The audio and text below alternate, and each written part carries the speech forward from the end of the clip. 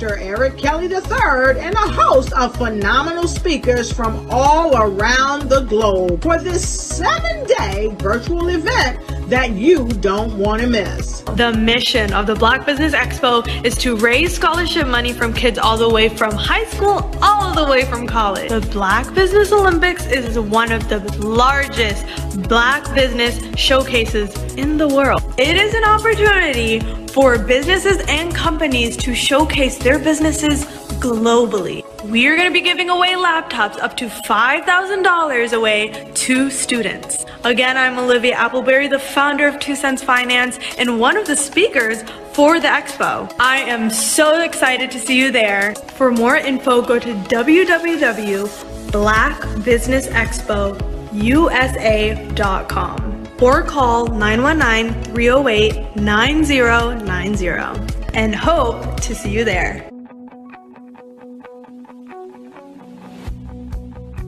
I am Black Business. From the moment I wake until the time I sleep. Yes, I am Black Business. I am Black Business. Tell me, are you Black Business? I am Black Business. Do you support Black businesses? Listen, I support Black business because I am Black Business. Black Business Expo, one of the largest business showcases in the history of Black business in the world. The world! Sign up today at www.blackbusinessexpousa.com or call 919-308-9090. I am Black Business. I am Black Business.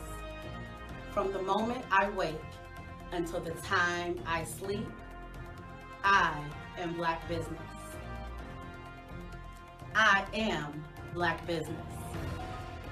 Are you Black Business? I am Black Business. Do you support Black businesses? I support Black business because I am Black Business.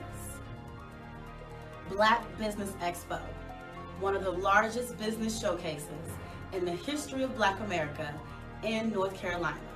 Sign up today at www.blackbusinessexpousa.com or call 919-380-9090. I am Black Business. I am Black Business.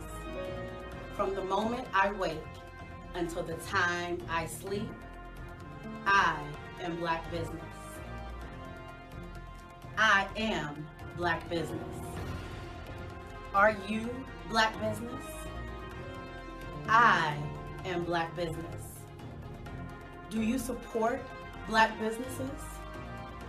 I support Black business because I am Black Business.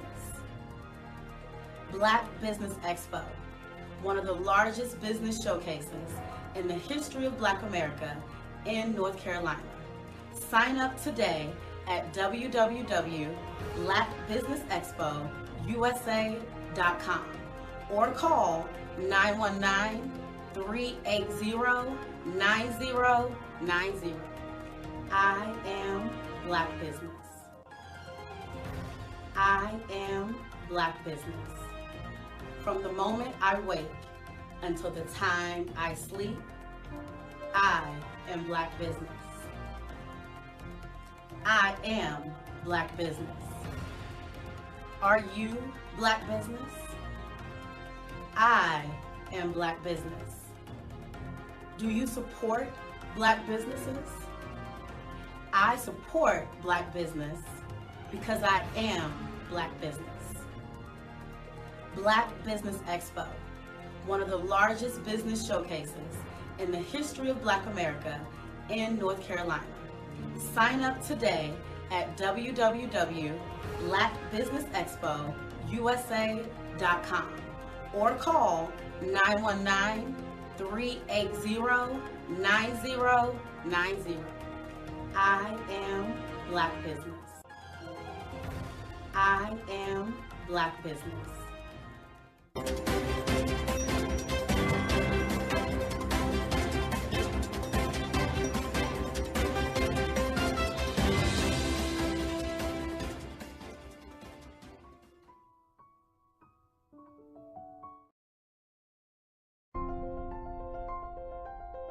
What if you could build your own city?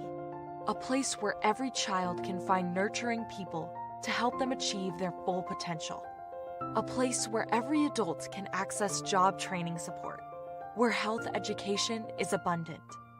Where social justice ruled the land. A place without limitations. Welcome. You have arrived at STEM City USA. It is what every city should be. A safe and trusted community where you find people and resources to help you become everything you are and beyond. STEM City is unlike anything you have ever experienced. It is a digital twin of the world around you, only better. STEM City is about energy and soul renewal. It is more than a digital world. You can almost feel the power of live cultural events, music, and theater. STEM City promises a better future for children with caring mentors and hands-on activities with dedicated tutors to support our youth. STEM City is your passport to a healthy lifestyle with weekly events addressing our community's many issues. STEM City is your financial well-being with helpful information on wealth management, career advancement, job training, and so much more. STEM City is the community you deserve. It is the city where your dreams can come true.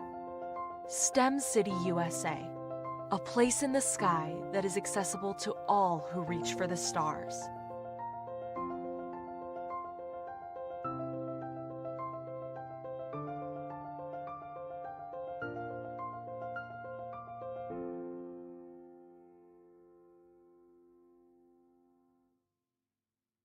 Sometimes you got to hear the news from the Black perspective, and more specifically, Black publishers. And that's exactly why you have to download the HeyTie app, the largest mobile app delivering breaking news, videos, and podcasts from 200 of your favorite Black publishers. Yes, 200 Black publishers delivering news as it happens, literally all in one app. Go to HAYTI.com or download the app in the Google Play Store or Apple App Store. It's completely free, along with information that you can trust, so go check them out. Absolutely. So our coaching program help people that have the lack of time, that lack strategies, and lack the confidence to go after their dream life. So we help them implement tools. We help them implement, I love to leave the inherited lack of finances or the education behind finances. But it wasn't until I lost my firstborn, my only son, that life changed for me. And where I was going after it all, living the corporate life, hit my 6-figure income, and living in my dream house with my dream man, driving my dream car. Wow. I nearly lost it all. Wow. When I lost my son. And so I realized it only takes one financial catastrophe that can change your entire life. That's what made me start All New Beginnings. Because no matter what's going on in life, there's a new beginning. And because of that, we develop a program called Wise Minded. My little slogan is, don't just dream it, let's live it. If they want to connect with you or work with you, what is the best ways for them to be able to do that? Well, for my social media guru, you can connect with me on every single social media platform as Tanya T. Rose.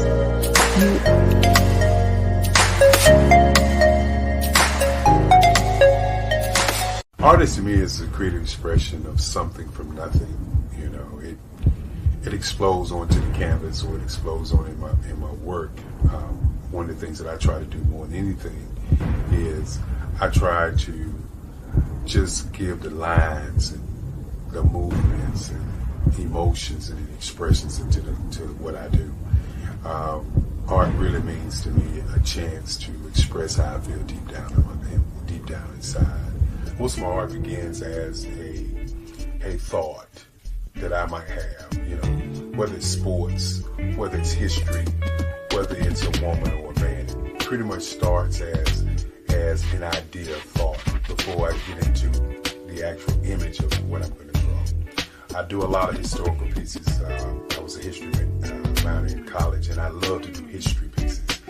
And a lot of times I'm thinking about history, and then I try to make that history impact you as you look at it. That's one of the reasons I do pictures so large. You know, people ask me, why do I do pictures so big? And I tell them, I want the piece to impact them as they're looking at it, to kind of dominate them, dominate their space. And most of my pieces I try to do off page. I don't try to do anything that's going to be in those four corners or in a square. And I want your imagination to be a part of the piece that you're looking at.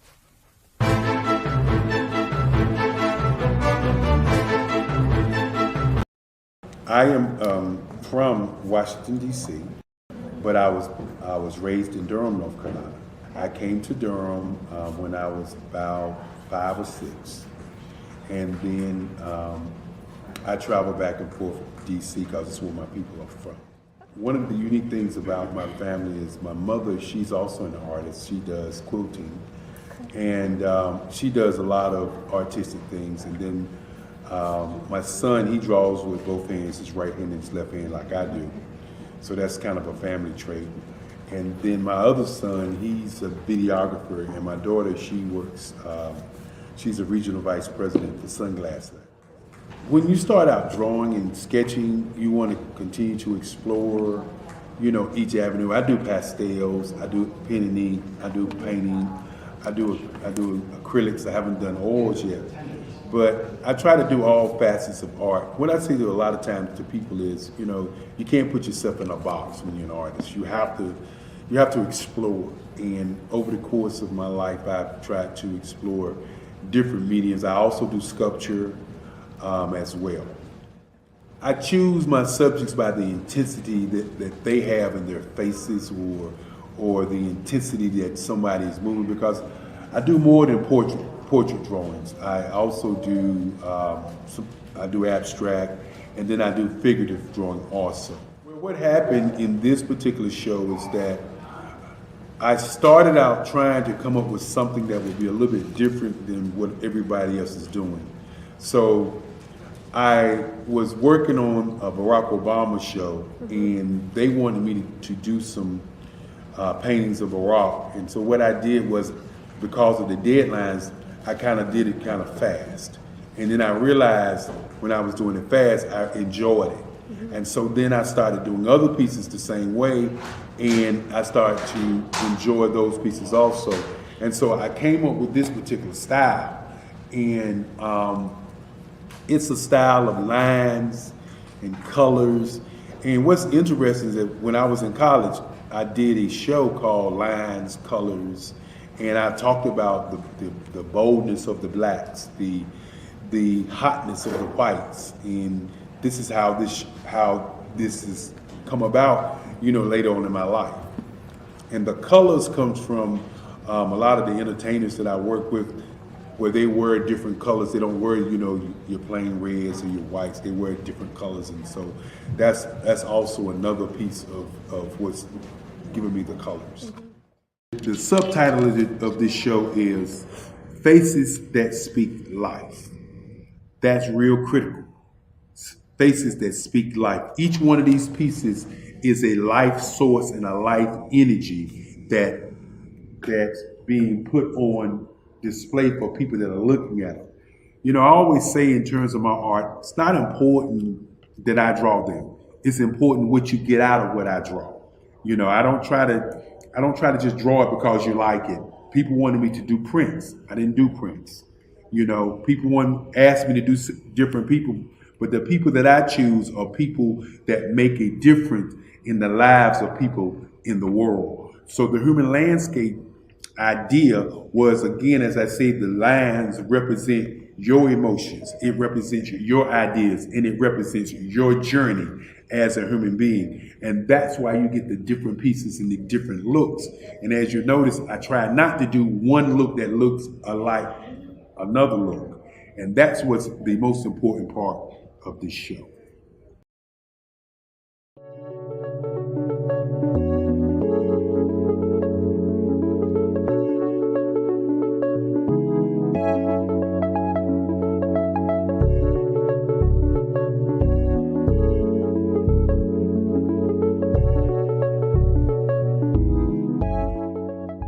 Passion has been around helping communities of color and historically underrepresented and underserved communities, minority, rural, veterans, persons who are differently abled, in the intersection of education, innovation, technology, industry, and let's throw some entrepreneurship in there just for fun.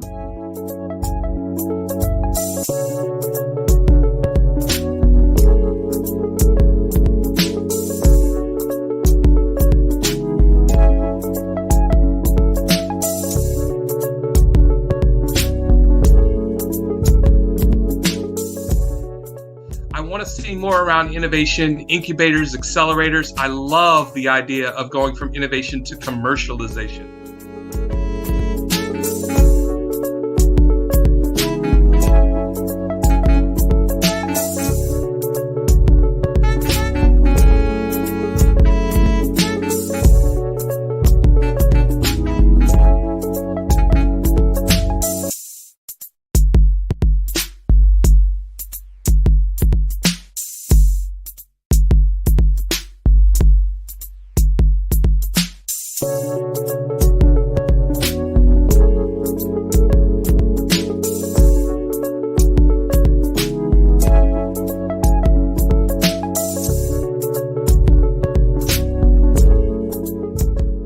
Hello, I am Dr. Eric Kelly III, the visionary strategist and founder of the Black Business Olympics. I invite you to showcase your Black-owned businesses on the Black Business Network global stage. The Black Business Olympics is a global Black Business Network platform that propels Black-owned businesses into the international spotlight. By showcasing your business on the Black Business Olympics platform, you can reach a worldwide audience of potential customers, partners, and investors. You can also establish yourself as a thought leader and expert in your field, attract lucrative partnerships, and more speaking engagements. In addition, the Black Business Olympics platform provides a valuable opportunity to connect and collaborate with like-minded entrepreneurs and business professionals from around the world. This can lead to new business opportunities, ideas, and relationships. Finally, by sharing your story and expertise on the Black Business Olympics platform, you can inspire and empower others. This is a powerful way to make a positive impact on the world and leave a lasting legacy. If you are a Black-owned business owner, I encourage you to seize the opportunity to showcase your business on the Black Business Olympics platform. It is a once-in-a-lifetime opportunity to make an indelible mark on the world. Be one of the 1,000 visionary entrepreneurs who are changing students' lives, shaping industries, and leaving an unforgettable legacy for their families. Unleash your voice on our global stage and watch your business thrive. Black Business Olympics is one of the largest Black business showcases in the history of Black business in the world. Yes, the entire world. Just give me a call today at 919-308-9090.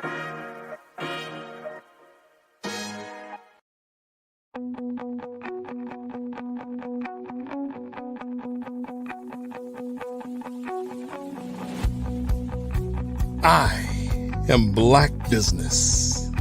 From the moment I wake until the time I sleep, Yes, I am Black business. I am Black business. Tell me, are you Black business? I am Black business. Do you support Black businesses? Listen, I support Black business because I am Black business. Black Business Expo, one of the largest business showcases in the history of Black business in the world. The world. Sign up today at www.blackbusinessexpousa.com or call 919-308-9090. I am Black business.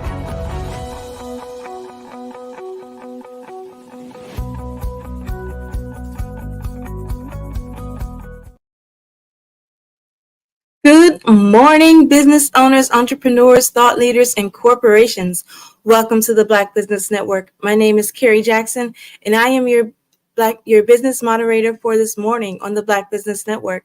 The Black Business Network is a 24-hour business network showcasing Black businesses, business owners, entrepreneurs, and thought leaders worldwide. We have speakers from North Carolina, California, Ohio, London, Singapore, Africa, Japan, and cities all over the United States.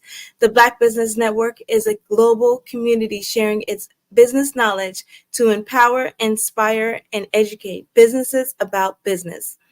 Our first speaker this morning is a facilitator dedicated to addressing embedded trauma. She is a spiritual teacher, speaker, author, life coach, and storyteller. Over the past 20 years, she has been focused in the areas of healing, initiation, grief, leadership, diversity, and inclusion. Her background in organizational management and development with a concentration in integral theory, which has supported her to looking at the world in a more holistic way. She has had the privilege of studying with some amazing elders and keepers of indigenous wisdom from the Dogra tribe of Burkina Faso. I present to you, mother of two from Cincinnati, Ohio, and inspired by the Ohio River and the stories of freedom that were birthed from there, Miss Juanita Roberson. Thank you. It's so nice to be here with you, Ms. Carrie. Oh, thank you. How are you doing today? I am doing great. And I hope you are blessed as well. I am. I can't complain. All right. Well, genius is common, and I'll see you on the other side. Thank you. Hello, I'm Juanita Roberson, and I run a company called Nzuzu, Nzuzu. And my work has been around forgiveness and reconciliation, initiation, healing, and grief work. You know, one of the things that I think that we don't tend to enough, and especially in businesses, is organizational grief.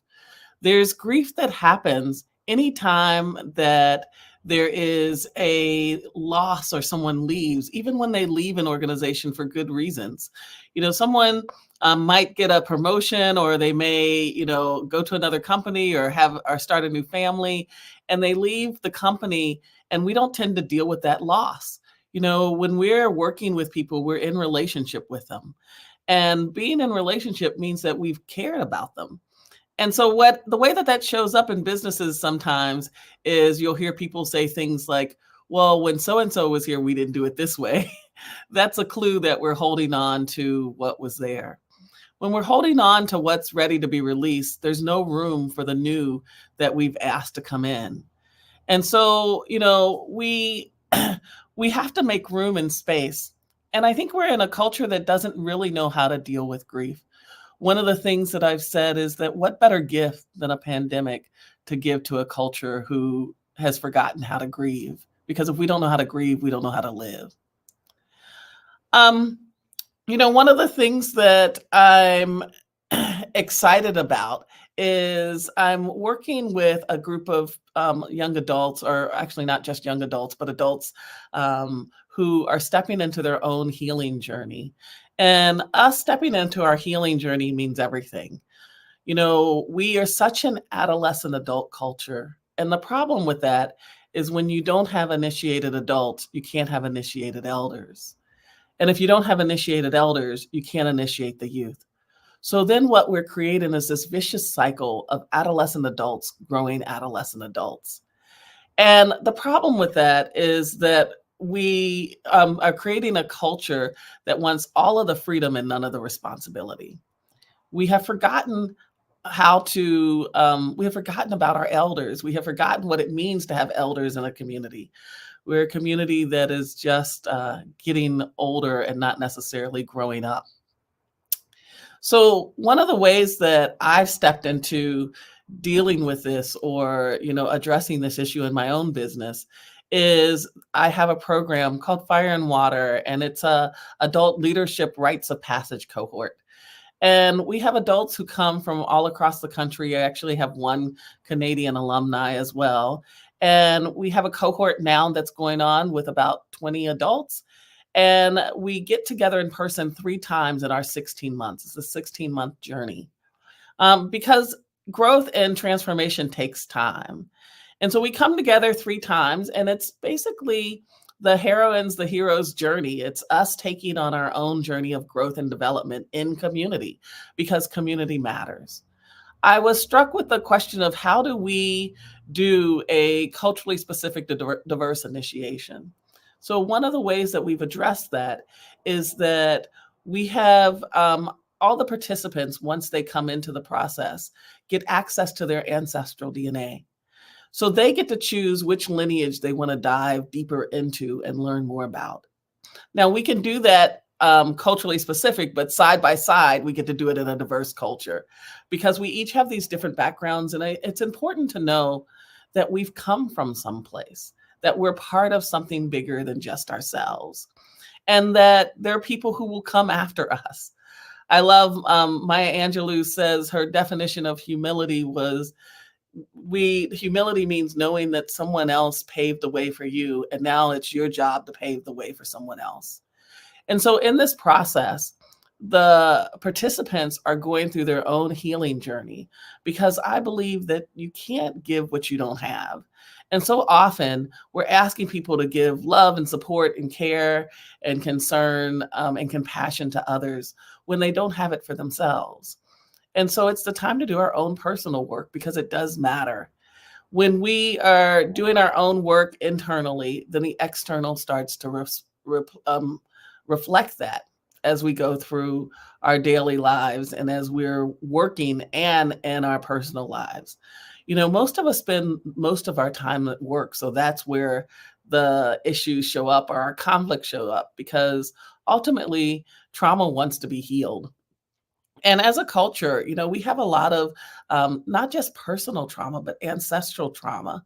We also have personal gifts and ancestral gifts. I don't want to bypass that. I think in a culture that talks so much about trauma, sometimes we forget that.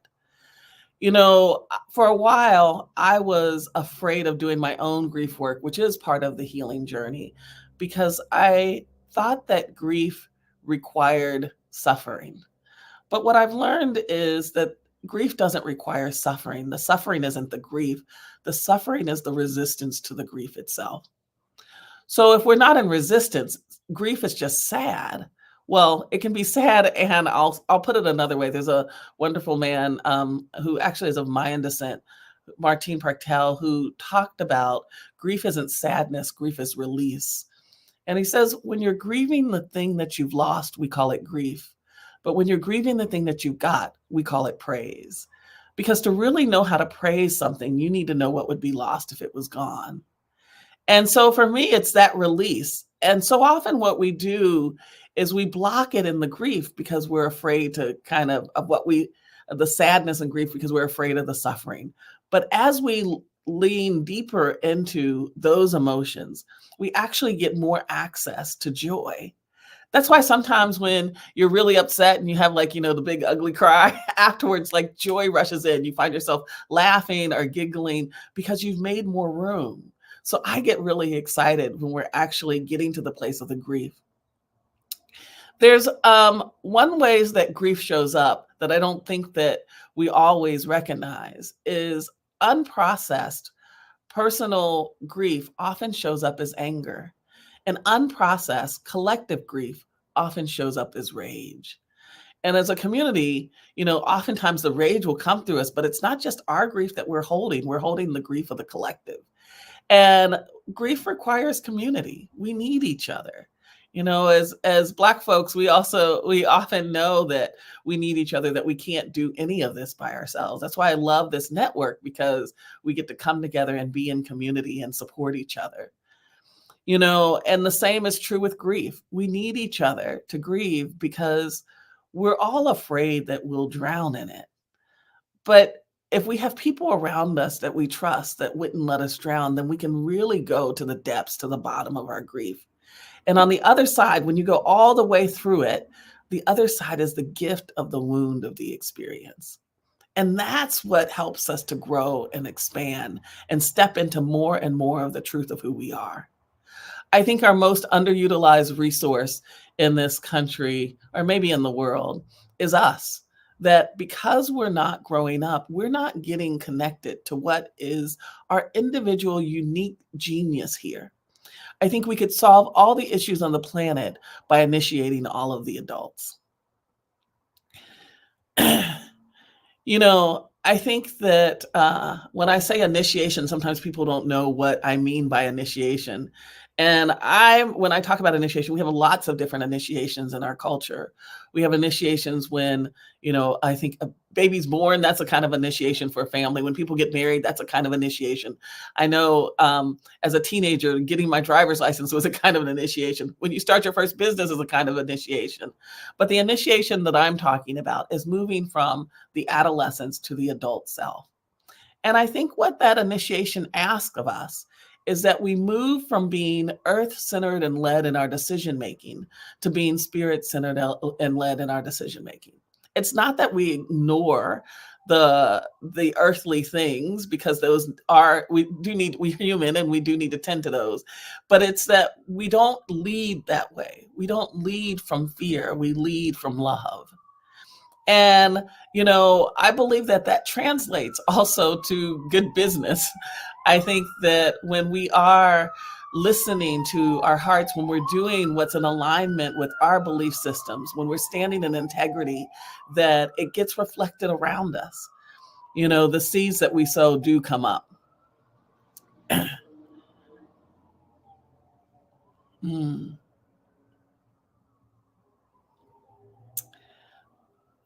One of the things that in the Zuzu that we do is, like I said, we have the fire and water, but we also have coming up this next month, we're doing a gathering of wisdom keepers from around the world.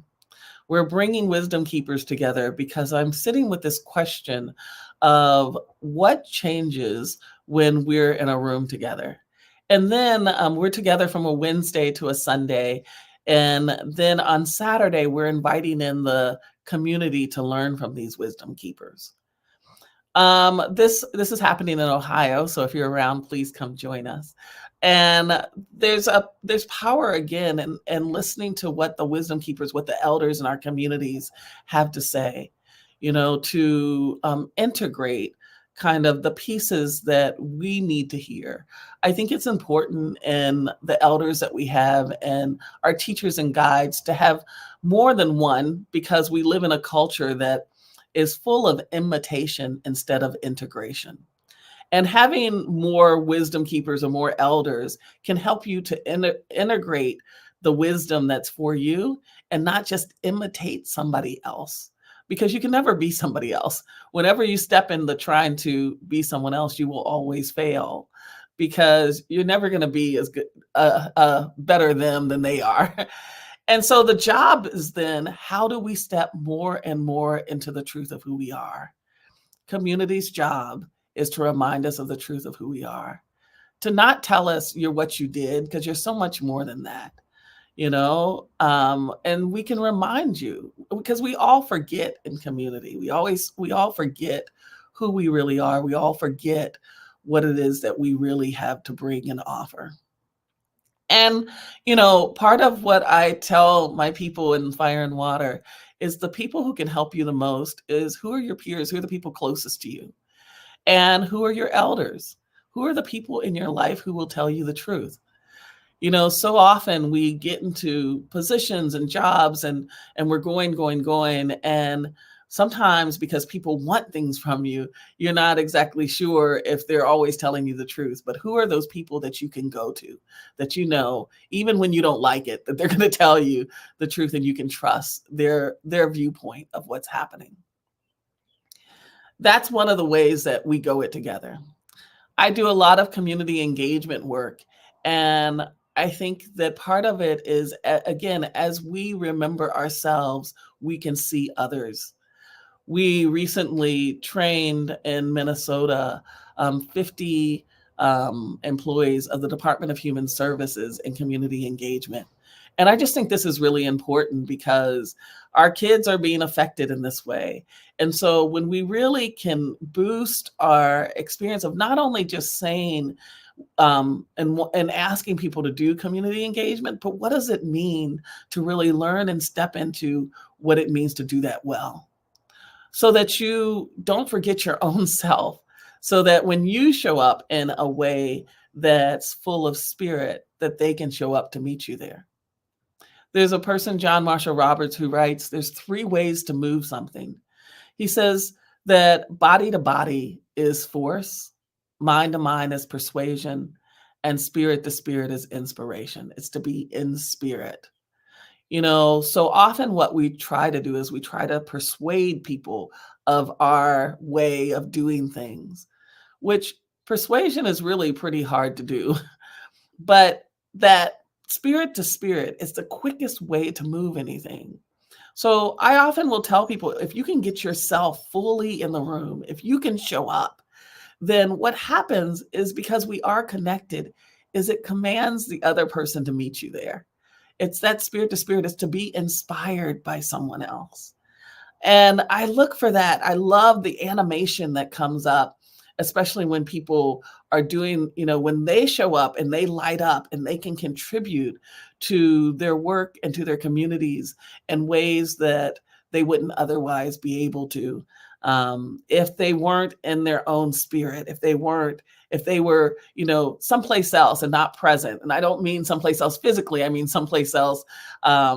You know, oftentimes when we're in a place, we're not present. We're thinking about what needs to happen tomorrow, or what happened yesterday, but we can really get ourselves there. And we really meet people. We really get to bear witness to what's happening in the moment. It changes everything. One of my elders, Jojo Pa Maria, has said to me, you know, where it says, thou shalt not bear false witness, it's not just about lying. It's about not bearing witness to each other. It's about not showing up for each other. And I wonder sometimes how often I bear false witness, even in a day. How often somebody will ask me something and I kind of half hear it and kind of half respond, instead of like really being present with each other. What does it mean to really show up? What does it mean to really see ourselves and therefore be able to see each other? You know, I think that this piece around community and coming together, I learned really early. My parents were really young when I was born. My parents were 15 going on 16. And I remember my mother, she wrote about when her parents found out that she was pregnant with me. Her dad had picked her up from someplace and she didn't know if he knew. And she got home and went into the dining room and all the family was sitting at the table. And she said it was the first time that she realized that this wasn't a personal issue, it was a family one. And I think that as Black folks, one of the things that we really know in a cellular kind of way is that communal piece, is that we need each other. You know, that I think that that's so important in our businesses. And I actually think it's an advantage that we have, because we can show up and we can hold both together. When Miss Carey was introducing me, one of the things that she said is that my background is in integral theory. And part of the integral theory piece is, how do you look at things in a more holistic way? How do we include what I say in the world of complexity? We need to learn how to include as many truths in our assessment of what is true as possible. And so how do I include in, other people's truth as well as mine, and really stepping into what's the truth with a capital T?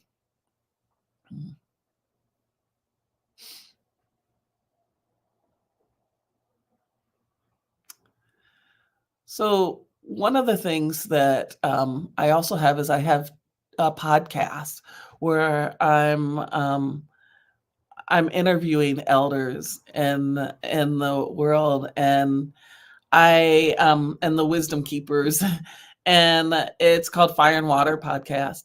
And part of the reason is I do believe in all of our elders. They're holding libraries, they're holding information and gifts for us. And so how do we not lose that? How do we step into learning from those who've gone before?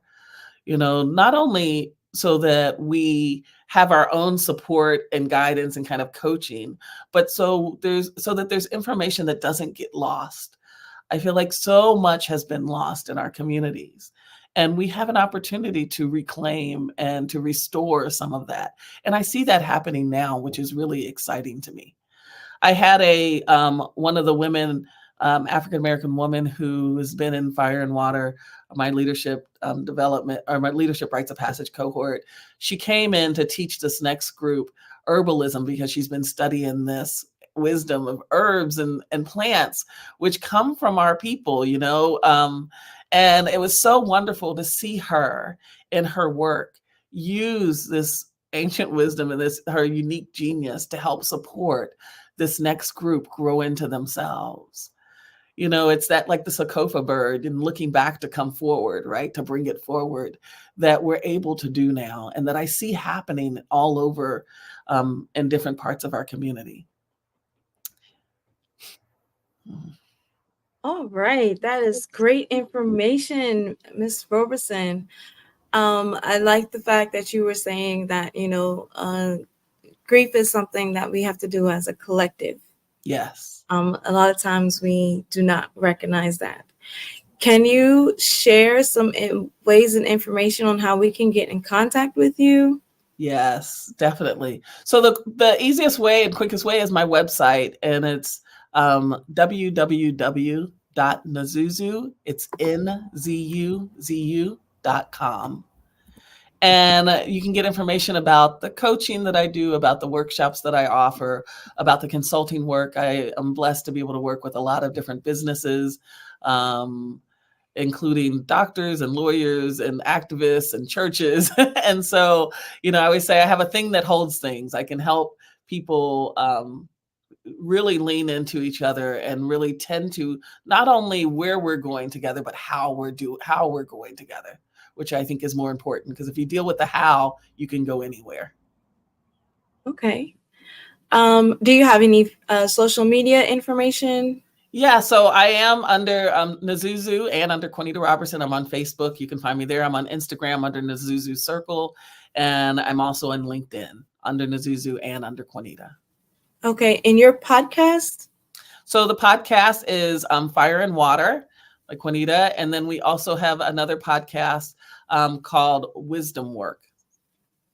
Okay, are they available on all the podcast streaming channels and YouTube, or? They're available on, you can find them on YouTube, you can find them on Apple, you can find them on iTunes, and then also when you go to my website, they're listed there, so you can get linked to them there as well. Okay. Can you give, I guess, some wisdom nuggets or something that someone could help identify themselves as they're going through the grief process, or something that could help them identify those things and make it each day? Yeah, so one of the things I would say is that grief isn't an event, it's a relationship. And so it comes back in cycles and cycles, just like relationships. Sometimes it's good, sometimes it's bad, right? Like we have all the in between. And so really getting that. The other thing I'll say is one of the biggest misconceptions I think we have around grief is that we think we all grieve differently. And I don't think it's true. I think we all avoid grief differently, and that story gives us permission to avoid it. But the grief itself is just feeling your feelings and letting them go through you. you Oh, know? yeah, that's key. I think what you just said about we all avoid grief differently. Yes. And Yeah. that's yeah. And we need each other. We need community to grieve because we're all afraid we'll drown in it. And so so we won't go to the real bottom of it to actually get through it. And there's always a gift on the other side of the wound when you go all the way through it. And so we're not getting access to the gift. And so we keep doing the same cycle over and over, trying to get to that other side because trauma wants to be healed. Trauma does want to be healed. And sometimes we do have a hard time trusting the process, like allowing the process to flow, enabling the process. Yeah. We see it every day as as seasons change. We see the trees go from a decay state and then back to life.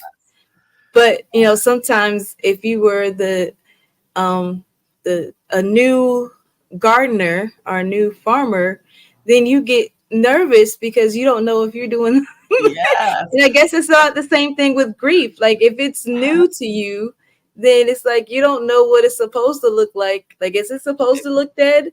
Yes, yes. And I think in our businesses too, I know when I was first starting my business, I've been doing this work for over 20 years now, but when I was first starting, what would happen with my coaching clients is I would go through a growth spurt and they would start falling off. And I think, oh my goodness, I'm not gonna have a business again, right? Like, but what was happening is that the people who no longer needed what I had because I had grown and I was different falls away so that the new people can show up.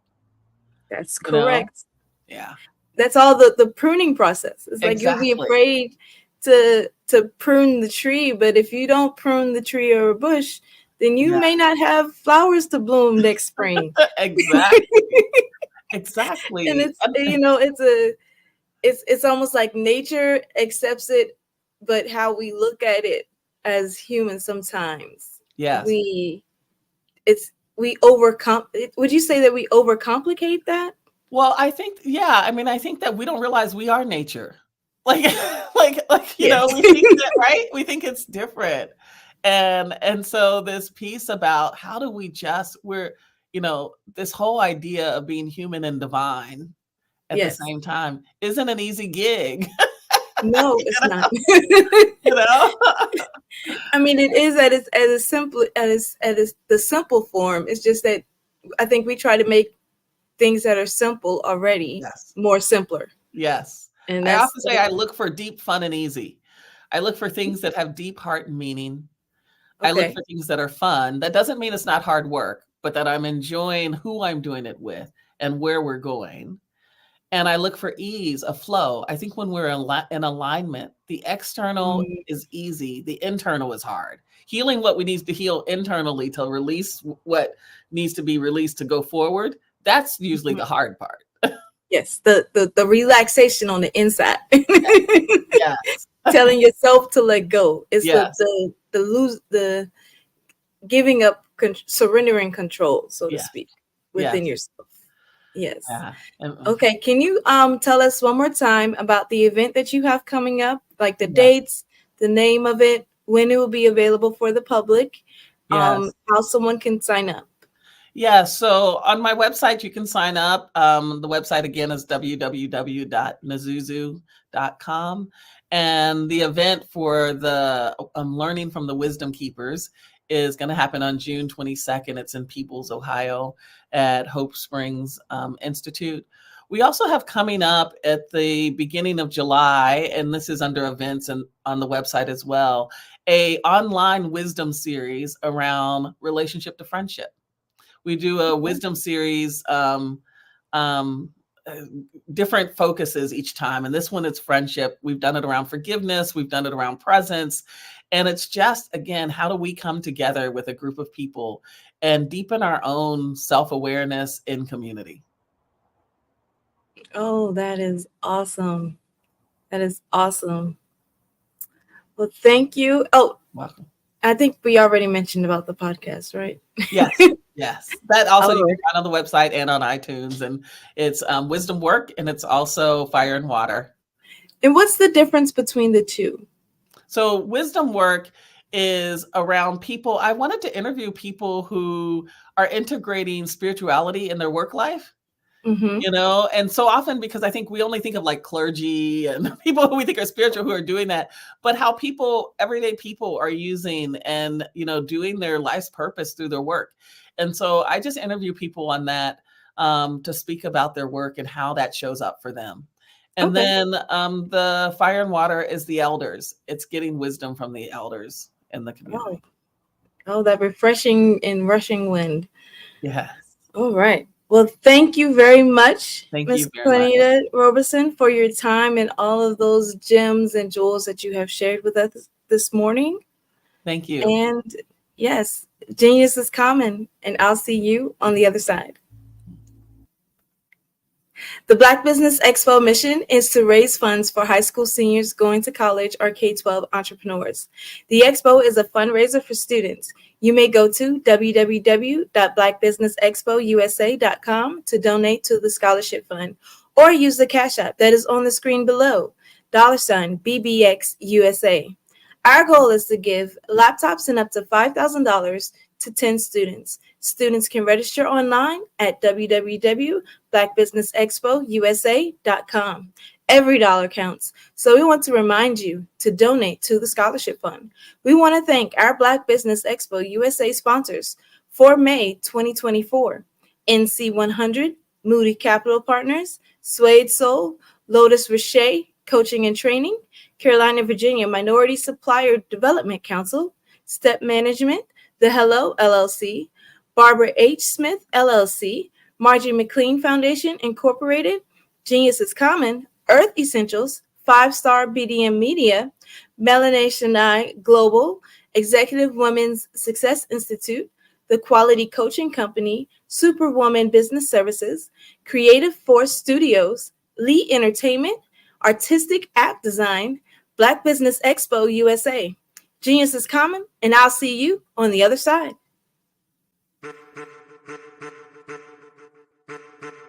I am a child of the Most High God. He has gifted me in ways that I could not even imagine and didn't know.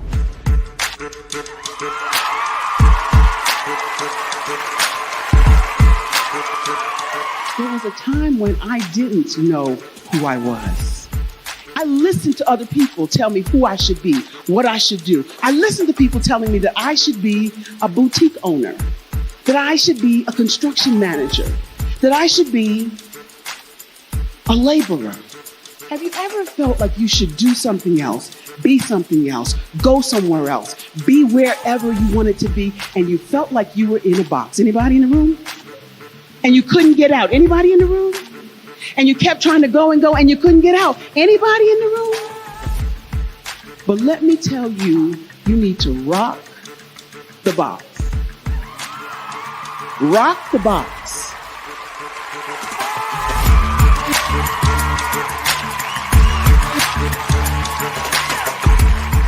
I am engaging, inspiring, and empowering.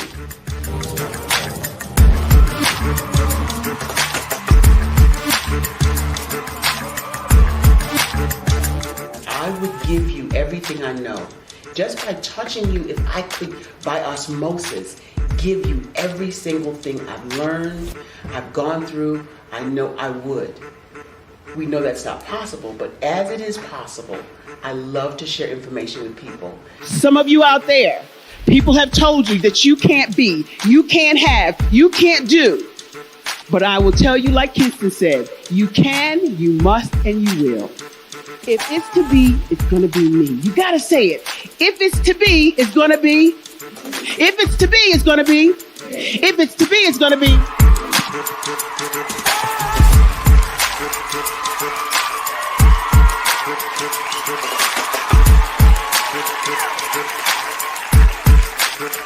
Barbara is because she believed what her mama said about her and not what other people told her. Every day you wake up, when you're in a situation, it's your choice whether it's an advantage or the disadvantage. She gained her confidence and her life, and now she is a testimony. If I can help you elevate yourself, then I feel like I'm elevating my own self as well. What you know and I know together can change the world.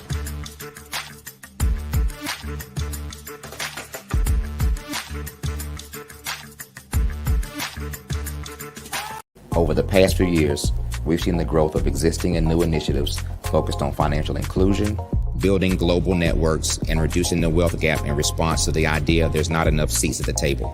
Whether their outcomes are to increase the representation of Black executives on corporate boards, ensure an inclusive global economy, or to create new U.S. African commercial pathways, the strategies are often carried out by separate programs.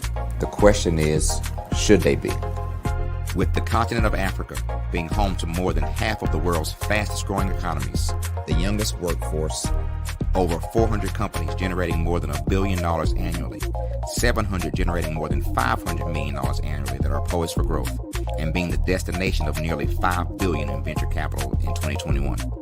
Diversifying U.S. and Africa commercial engagement by building bridges between African businesses and their U.S. diaspora should begin being seen as mutually beneficial. From helping to reduce Africa's enormous capital gap to catalyzing two-way trade opportunities, the COVID-19 global pandemic hopefully has taught us that global challenges and opportunities are more interconnected than we thought.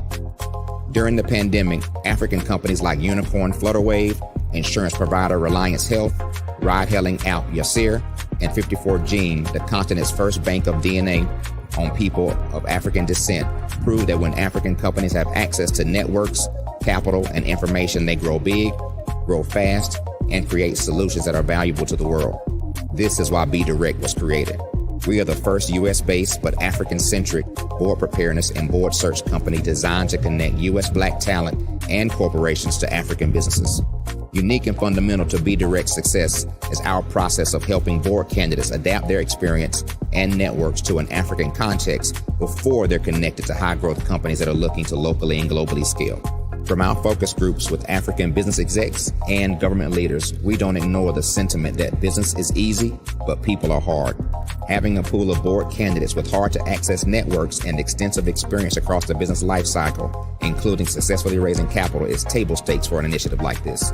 So yes, we have that.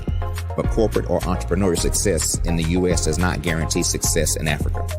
Developed alongside industry partners on the continent, our training program, Be Direct Prep, is designed to transpose their experience to create cultural comfort, understanding, and a commitment to helping businesses in Africa scale.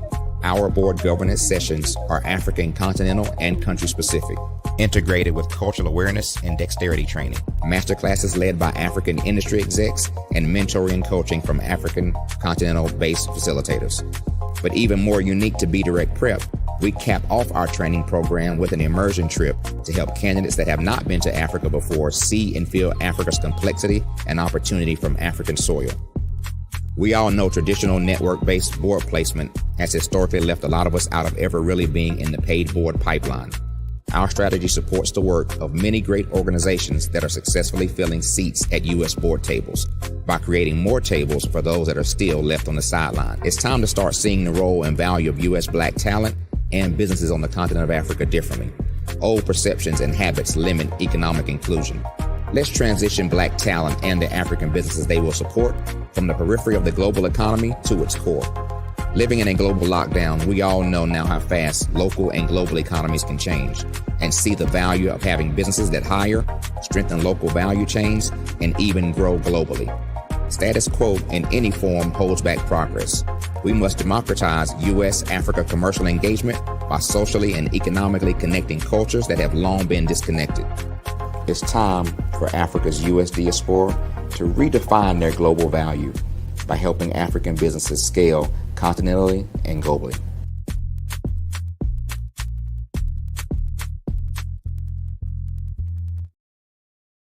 The Black Business Expo's mission is to raise funds for high school seniors going to college or K-12 entrepreneurs.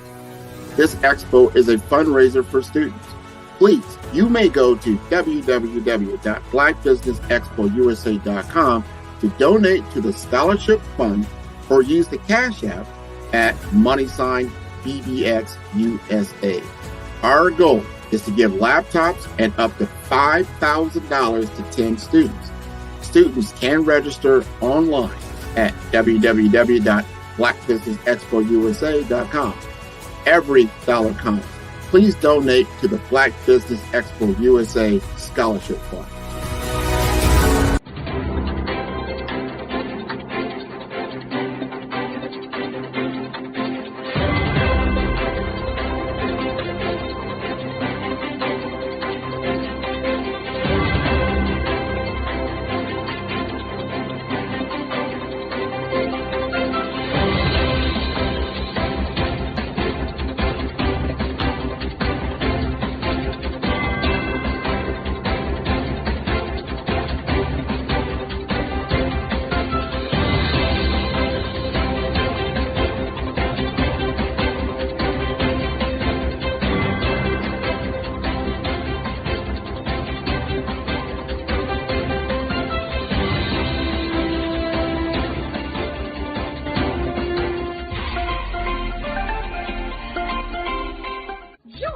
Dr. Eric Kelly III and a host of phenomenal speakers from all around the globe for this 7-day virtual event that you don't want to miss. The mission of the Black Business Expo is to raise scholarship money from kids all the way from high school, all the way from college. The Black Business Olympics is one of the largest Black business showcases in the world. It is an opportunity for businesses and companies to showcase their businesses globally. We are going to be giving away laptops up to $5,000 away to students. Again, I'm Olivia Appleberry, the founder of 2 Cents Finance and one of the speakers for the expo. I am so excited to see you there. For more info, go to www.blackbusinessexpousa.com or call 919-308-9090 and hope to see you there. I am Black Business. From the moment I wake until the time I sleep. Yes, I am Black Business.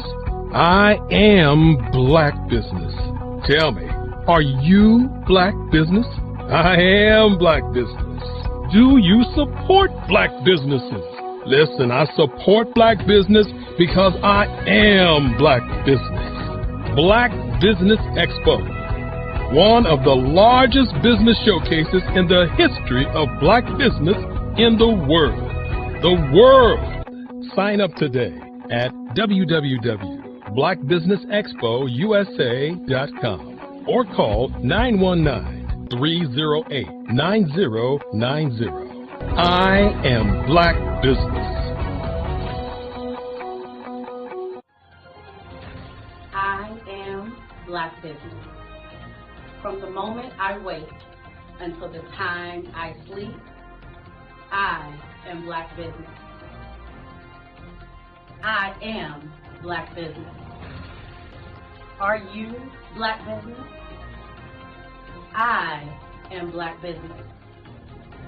Do you support Black businesses? I support Black business because I am Black Business. Black Business Expo, one of the largest business showcases in the history of Black America in North Carolina. Sign up today at www.blackbusinessexpousa.com or call 919-380-9090. I am Black Business. I am Black Business. From the moment I wake until the time I sleep, I am Black Business. I am Black Business. Are you Black Business? I am Black Business. Do you support Black businesses? I support Black business because I am Black Business. Black Business Expo, one of the largest business showcases in the history of Black America in North Carolina. Sign up today at www.blackbusinessexpousa.com or call 919-380-9090. 380-9090. I am Black Business. I am Black Business. From the moment I wake until the time I sleep, I am Black Business. I am Black Business. Are you Black Business? I am Black Business. Do you support Black businesses? I support Black business because I am Black Business. Black Business Expo, one of the largest business showcases in the history of Black America in North Carolina.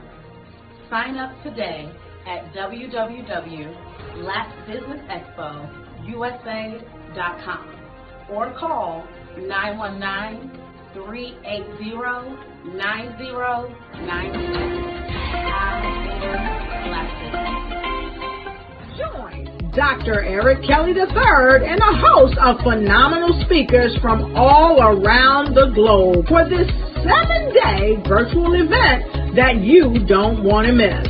The mission of the Black Business Expo is to raise scholarship money from kids all the way from high school, all the way from college. The Black Business Olympics is one of the largest Black business showcases in the world. It is an opportunity for businesses and companies to showcase their businesses globally. We are going to be giving away laptops up to $5,000 away to students.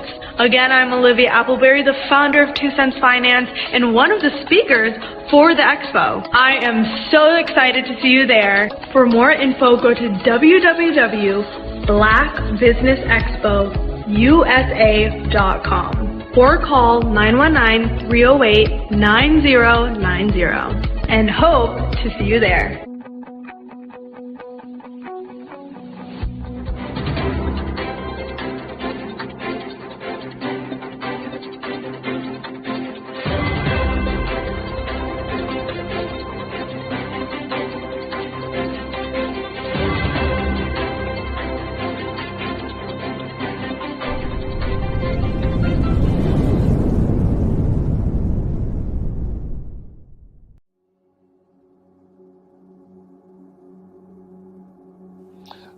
I was born and raised in southeastern West Virginia, the coal fields. My father was an AME minister. For me, I was very fortunate. Even though I grew up in the segregated South, I was surrounded by flourishing Black businesses. Doctors, lawyers, bankers, dentists. They were all there and they were all successful. And I guess that's part of my dream, is to see that success come back. My name is Joseph Simmons, and I am the founder of the Center for Micro-Entrepreneurial Training. We have this moment in time where we can change the trajectory of people. And our focus is on women, Black and brown entrepreneurs, and their access to capital, their ability to build thriving businesses, the ability to employ people.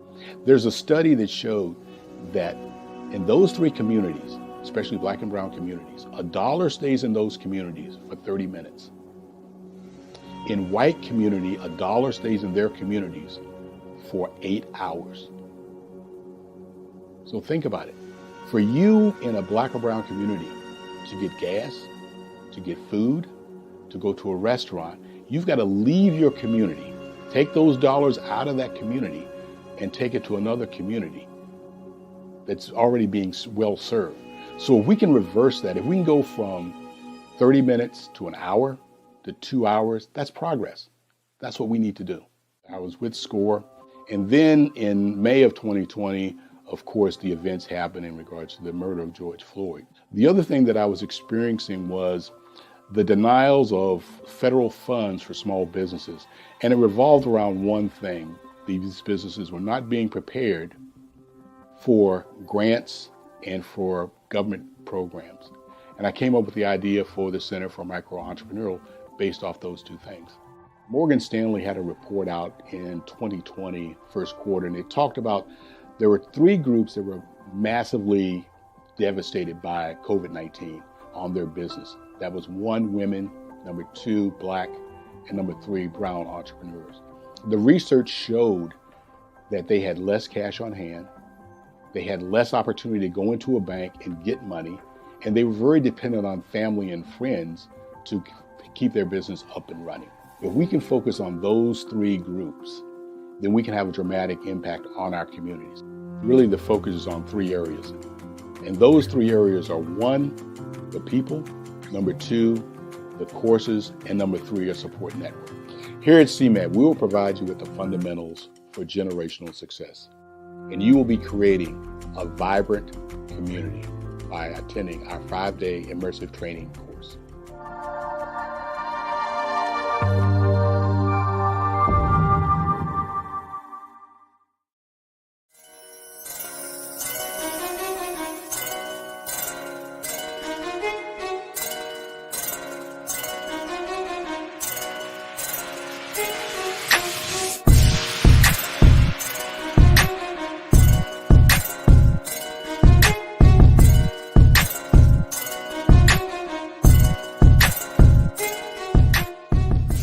And then there were 12. Okay. And God spoke to me and said, I want you to do a calendar highlighting men. I want there to be men from all walks of life, not just entrepreneurs, not just CEOs of corporations. I want you to bring good fathers, good husbands, good teachers, good coaches, athletes, CEOs, entrepreneurs. I want you physicians, attorneys. Bring them together. They will formulate relationships that they never otherwise would have formulated, because we tend to stay in our own circles.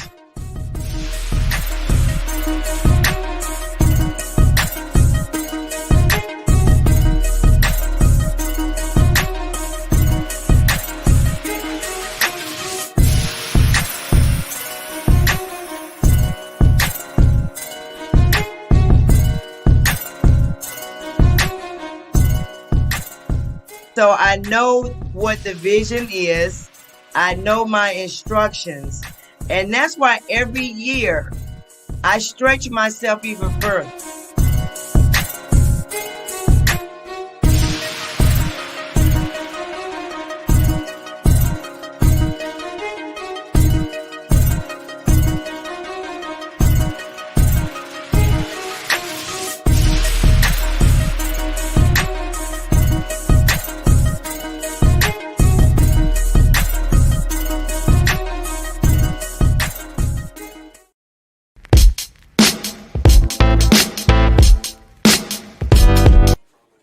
So, are you going to the Christmas party on Saturday? Of course. What do you think folks will say if my wife and I didn't show up? Plus, they miss my dance moves. Please, those moves from the 80s? Seriously lame. Lame? Well, maybe a little bit, but this chief of surgery always gets the party started, sister.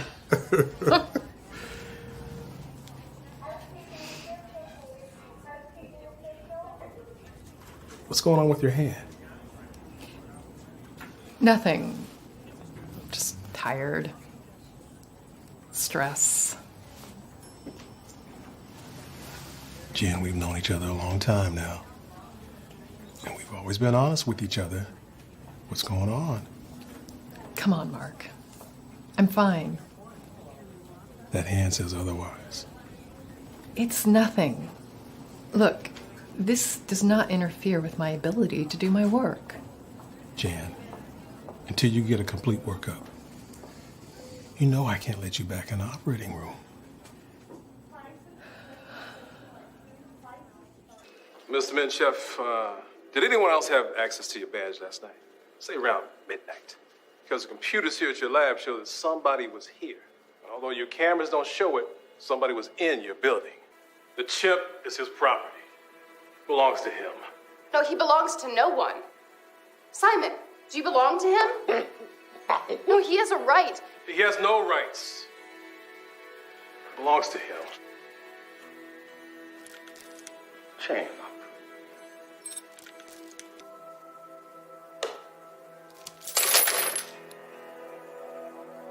Wrong? He just wrote free man. I am not chaining him up. Hey, man, where's the bathroom at? Huh? You know you're the only one, right? Right, and she's number 2, and that one's number 3, and number 4. All of this stuff. It's not pleasure.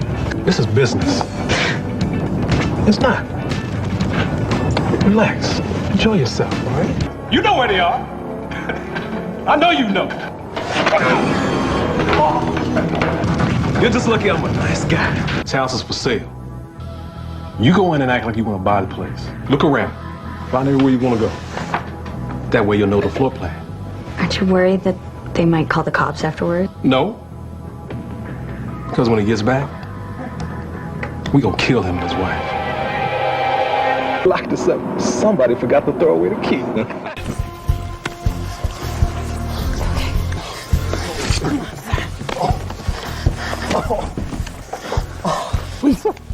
Sir, she's gone, but you're gonna make it, okay?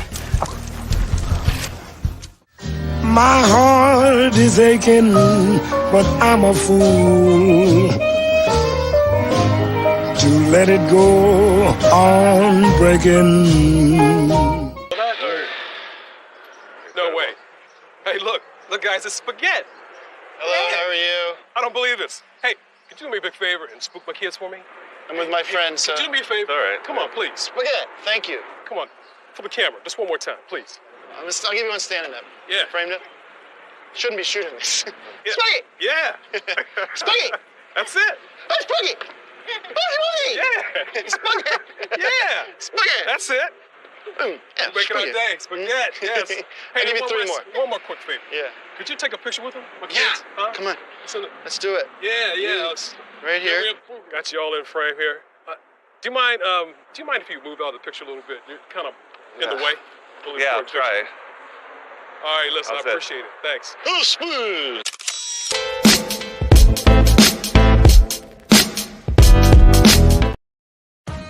Are you an innovative entrepreneur or business owner ready to embrace the future of business transformation? The world is evolving at an unprecedented pace, and it's crucial to adapt and pivot towards success in this dynamic landscape.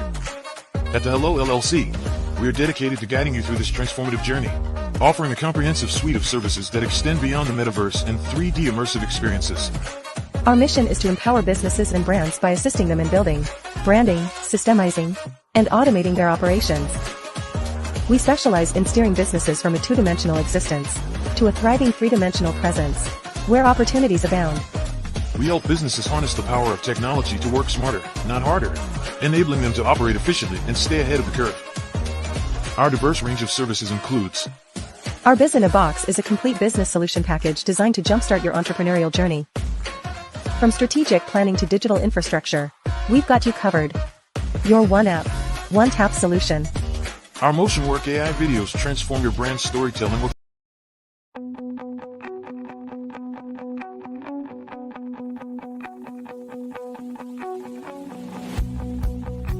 I am Black Business. From the moment I wake until the time I sleep. Yes, I am Black Business. I am Black Business. Tell me, are you Black Business? I am Black Business. Do you support Black businesses? Listen, I support Black business because I am Black Business. Black Business Expo, one of the largest business showcases in the history of Black business in the world. The world!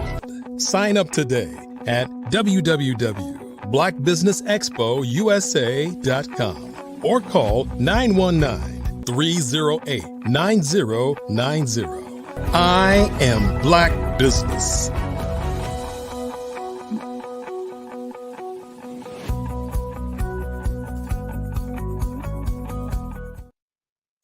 Good morning, business owners, entrepreneurs, thought leaders, and corporations. Welcome to the Black Business Network. My name is Carrie Jackson, and I'm your business moderator for this morning on the Black Business Network. The Black Business Network is a 24-hour business network showcasing Black businesses, business owners, entrepreneurs, and thought leaders worldwide. We have speakers from North Carolina, California, Ohio, London, Singapore, Africa, Japan, and cities all over the United States. The Black Business Network is a global community sharing its business knowledge to empower, inspire, and educate businesses about business. Next up, we have our own Erica Mann, who will be doing a fireside chat with Rachel Manning. As a registered nurse since 2018, trauma and ICU nurse experience, Rachel birthed Restore and Rejuvenate Hydration while working as a full-time project manager. Her passion in the med spa industry with a niche of developing an intimate relationship with her clients while making them feel and look good. She is dedicated to the normalization of Black girl luxury within aesthetics, beauty, and wellness. She takes pride in her business, being a premier med spa and beauty company that delivers exceptional IV therapy and aesthetic services in the North Carolina Triangle area and beyond. I present to you owner and CEO of Restore and Rejuvenate Hydration, Rachel Manning, and Miss Erica Mann. Hey. Hey, good day. Hey, how are you guys? Great. All right. Well, genius is coming, and I'll see you on the other side.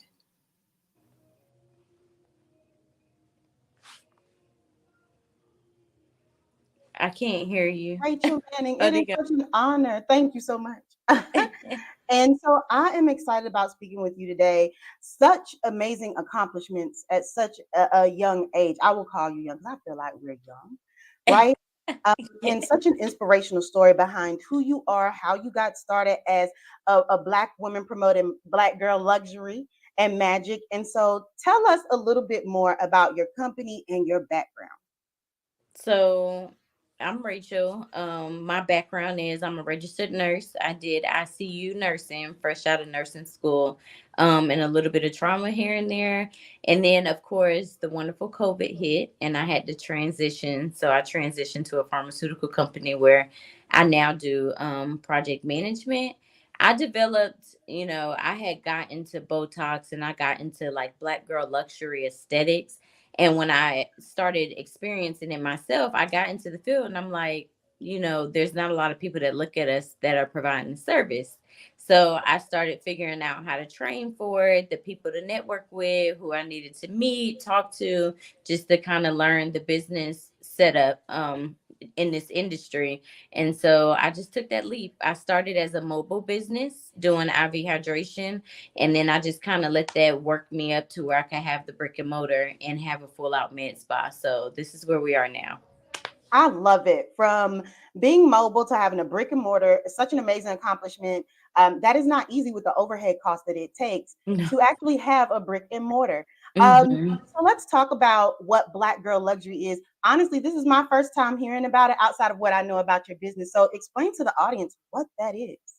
Aesthetics. I like to tell anybody that I feel like as a Black woman, as a Black man, because I have male clients as well, so I don't want to dim that light on my men as well. We age beautiful and we age very graceful. However, I always tell people, there are certain things with the aging process that it's nice to be able to kind of enhance that aging process. We're all going to age regardless.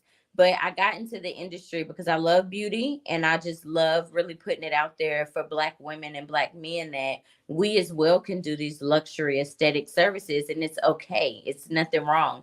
You don't have to overdo it. I always let my clients know that I do consider myself a very natural injector. So, I'm not here to fix anything or correct anything. It's just simply an enhancement. I have services in terms of the beauty, I have a lot of services I offer from injectables, which is Botox, fillers, lip fillers, dermal fillers. I do a variety of chemical peels, microneedling, hydrofacials, facials, just a variety of different beauty services that it makes you feel good. If you look good, you feel good. And that's like my motto I just stand by. I agree 100%. If you look good, you definitely feel good. So tell us a little bit more about how you made the transition from being in trauma, right? Being a trauma nurse, being, around that type of environment, which is very fast paced, and how you made that transition into what you do now with IV hydration and all of the services you provide. How did you make that environment transition as a Black business owner? Yeah, so mind you, this is my first business. And this is, I'm just blessed to say that it's a very successful business first go round. So I was working home at the time, and so I had that time to really put into getting the proper education, getting the proper training, going out and really just learning business. I will say the transition was hard. Nothing worth having is easy. So it was a hard transition. Just trying to kind of figure out the business model and what you do and what you don't do. So I'm still learning every day. I would not sit here and say I still have it all figured out, but I was able to transition because of COVID, which is why I'm always telling people, there was a blessing in the midst of COVID for me, which led me to be able to have a business. And it really showed me that, I can be in control and give myself that autonomy of my time and just the things I want to do. So I transitioned that way. I did it slowly. I didn't jump straight into a brick and mortar. I started mobile, and I just considered myself a luxury concierge mobile IV hydration and med spa. And that's how I sold it. That was my selling point. I'm bringing luxury to your doorstep. And then, through grace and everything, I developed so many clients that I'm only one person. I could no longer, professionally do mobile. I had to get a brick and mortar. The funny thing is when I went to look for a space, I was only looking for one room, just a small sweet space, because I didn't want to do too much too quick. So I was going to take baby steps with it. And a real estate agent that I had knew, he reached out to me and was like, I know you only want a room, but I feel like I got the perfect space. And, so I just took that leap of faith. I felt like something was telling me, just do it, do it, do it. So I did it. And now we're here. I have no regrets, and it's been absolutely amazing. Awesome. So you opened up a brick and mortar to be transparent with our clients here in Durham, North Carolina, correct? In Durham, I'm located in Durham, North Carolina. Lately I've been doing a lot of events as well. I've been promoting a lot of spa days, and it's been amazing. I service all clients, a variety of everyone, and it's just so nice to make people feel good, just in a really good way. Let's talk about that, Rachel, because normally when I hear people say that they are invested and have an understanding or an understanding of feeling good, that normally stems from somewhere. So tell us a little bit about the inspiration, whether that was your childhood, things that you experienced that kind of led you down this path of not only feeling good, but business ownership as it relates to making you feel good with the time that you have, the flexibility that you have. Yeah, so I personally, I'm gonna be honest, and growing up, I was like a little tomboy. I did not really get all into beauty until I got my first boyfriend. And then I'm like, oh, I want to, just get into different things. So for me, when it came to this industry, I went to a conference in Washington, D.C. I had went to a conference in Washington, D.C., and it was not a lot of people that looked like us in the room. I was the only Black woman. And as I started seeing, just how to inject and just the different things you can offer, I started doing my research. And, you always look at shows like The Housewives of Atlanta and things like this, and they do these services. But I wanted to promote my business at a level for everyone. I try really hard not to make people feel like you have to be in a certain tax bracket to experience this. So when I say look and feel good, for me, that is just a slight enhancement. I always tell people, you would never come to me as your injector. I'm not going to make you look plastic. And I strongly dislike using the word fix, because I'm not fixing anything on you. We're just enhancing that aging process. So I try to tell people, like, when it comes to look good, you feel good, just think about as we age and our bodies lose a lot of, I'm going into the healthcare side of things, but you lose a lot of collagen, and in the aging process, you can't control how it sags and stuff. Well, we're able to, thankfully, in a very safe way, reprovide collagen and, that volume that you lose as you age. So I feel like when aging is a beautiful thing, but to some people it can be like, So when you can make someone feel good about that aging process, it does something to clients. And I see it every day. Yeah. I think that's beautiful. I know that, the people that I know that are either in cosmetology or they are in the same field that you're in, as far as being, on the medical side of that, portion of looking and feeling good. What I've learned is that you impact and change lives because of that. It Mhm. gives people a sense of confidence that they Mhm. didn't have before. And so I want to know a little bit about your confidence and how that evolved through you being a Black business owner. I love it. I tell everyone, like, I feel like people oftentimes look at you as a business owner and they get on social media and they see the good. They see the good. They see, oh, she's doing so good. But I have my moments too. I gain my confidence, believe it or not. I feel like this business has given me so much more confidence. And I'm a people pleaser. I love people, which is why I got into nursing. My confidence comes from my clients and the services I provide every day. You just meet so many different people, you see so many different things. And I'm a proud Black business owner. I just love that, I feel like I'm breaking generational curses. I'm kind of changing that stigma that oftentimes they put on Black businesses. And I tell you all the time, I try not to refer to myself as a small business because I know how big it's going to grow. My favorite thing to say is I'm a Black business. And I have confidence through what I do. Um, Honestly, it's through my clients.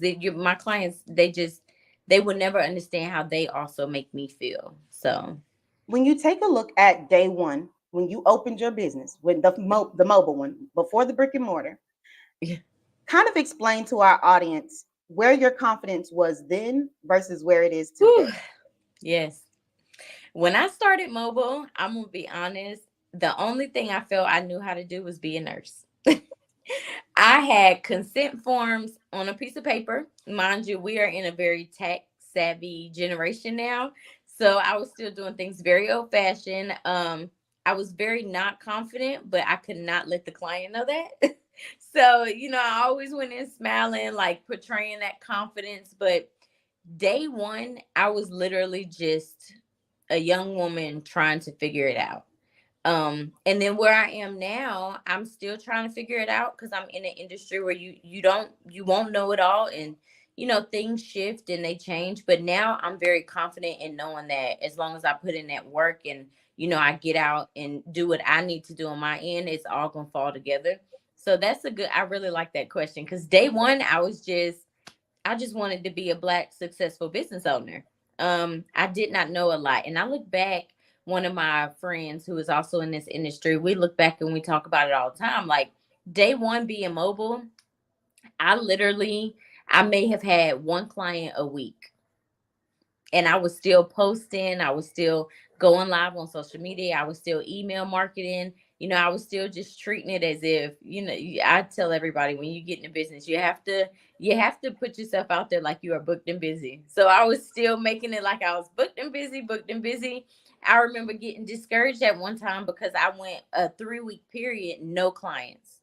And I doubted myself. I was like, should I just put it on hold and stop? But something kept telling me no, keep going. So I remember starting, I would, one client a week maybe. And then now I'm like, I need a break. Every day, all day. Yeah. So I it's definitely nice. understand. So let's dig into that a little bit further. Yeah. So when we talk about how you persevered, what I'm hearing is a story of I'm gonna do, I'm gonna get it done, I'm going to achieve. And it sounds like you really pushed yourself. And so that also came from somewhere. Now I know as me being the oldest of 6 kids, right? That's where a lot of mine came from as far as trying to be a natural leader. I also know that you come from a large family. Mhm. Talk about, and just to inspire our audience and those who may have a similar story to yours, talk about your childhood and then how that relates and grew you into the Black business owner that you are today. So I'll be honest. So I'm the middle. You're the oldest. I'm the middle of 7. And for me, a lot of my perseverance and something that really encouraged me was my childhood and how I grew up. I also was a young mom. So I had my oldest son when I was 18, and I didn't have that leave home, go to college, do right. So for me, I just have always told myself I didn't want to be a statistic. And I wanted to be that person in my family that, people looked at and was like, dang, she did it. Like, she did it. We grew up in housing. I grew up with a single mom. And how I grew up is kind of what still to this day motivates me. I have no regrets in my childhood. And even with growing up with a single mom and with so many siblings, to me, I still feel like I had a really good childhood. Me and my siblings were always close growing up. And yeah, we grew up in housing, but that motivates me to this day because it reminds me of the life that I try not to have to give my children. I try to go really hard. I try to have a successful business. I wanted to be a business owner just to show my siblings and my mom, like, we can do it. We can be successful in a different way that we didn't really think we could. I mean, I having a lot of siblings and we're all so different. We all do different things. We're all in different avenues of life. But for me, it's just so encouraging to motivate them in different ways. And they don't even know it, but they have a lot to do with why I am so focused right now in wanting this. You know what? I can definitely relate to that. As you know, like I stated, I have several brothers and sisters, and I definitely felt the need to be the generational curse breaker. I think what's so unique about us sitting in this space today is that we are testament to the fact that you don't have to be the first child, nor do you have to be the last child. You can be any of them in between. If you realize that you have a generational curse to break, you can do that. And that is so much needed in our, in our community. So tell us a little bit. You stated that, initially you weren't thinking about going to school. You didn't know if that's what you wanted to do. So there are lots of people who have different takes on education and business ownership and how that breeds success. From your perspective and your experience, how do you feel, or what would you tell somebody younger in regards to education and business ownership, whether traditional or non-traditional? So I'm gonna be honest with you. I do have a 4-year degree. I have a bachelor's degree of science in nursing, and I am currently in school for my nurse practitioner.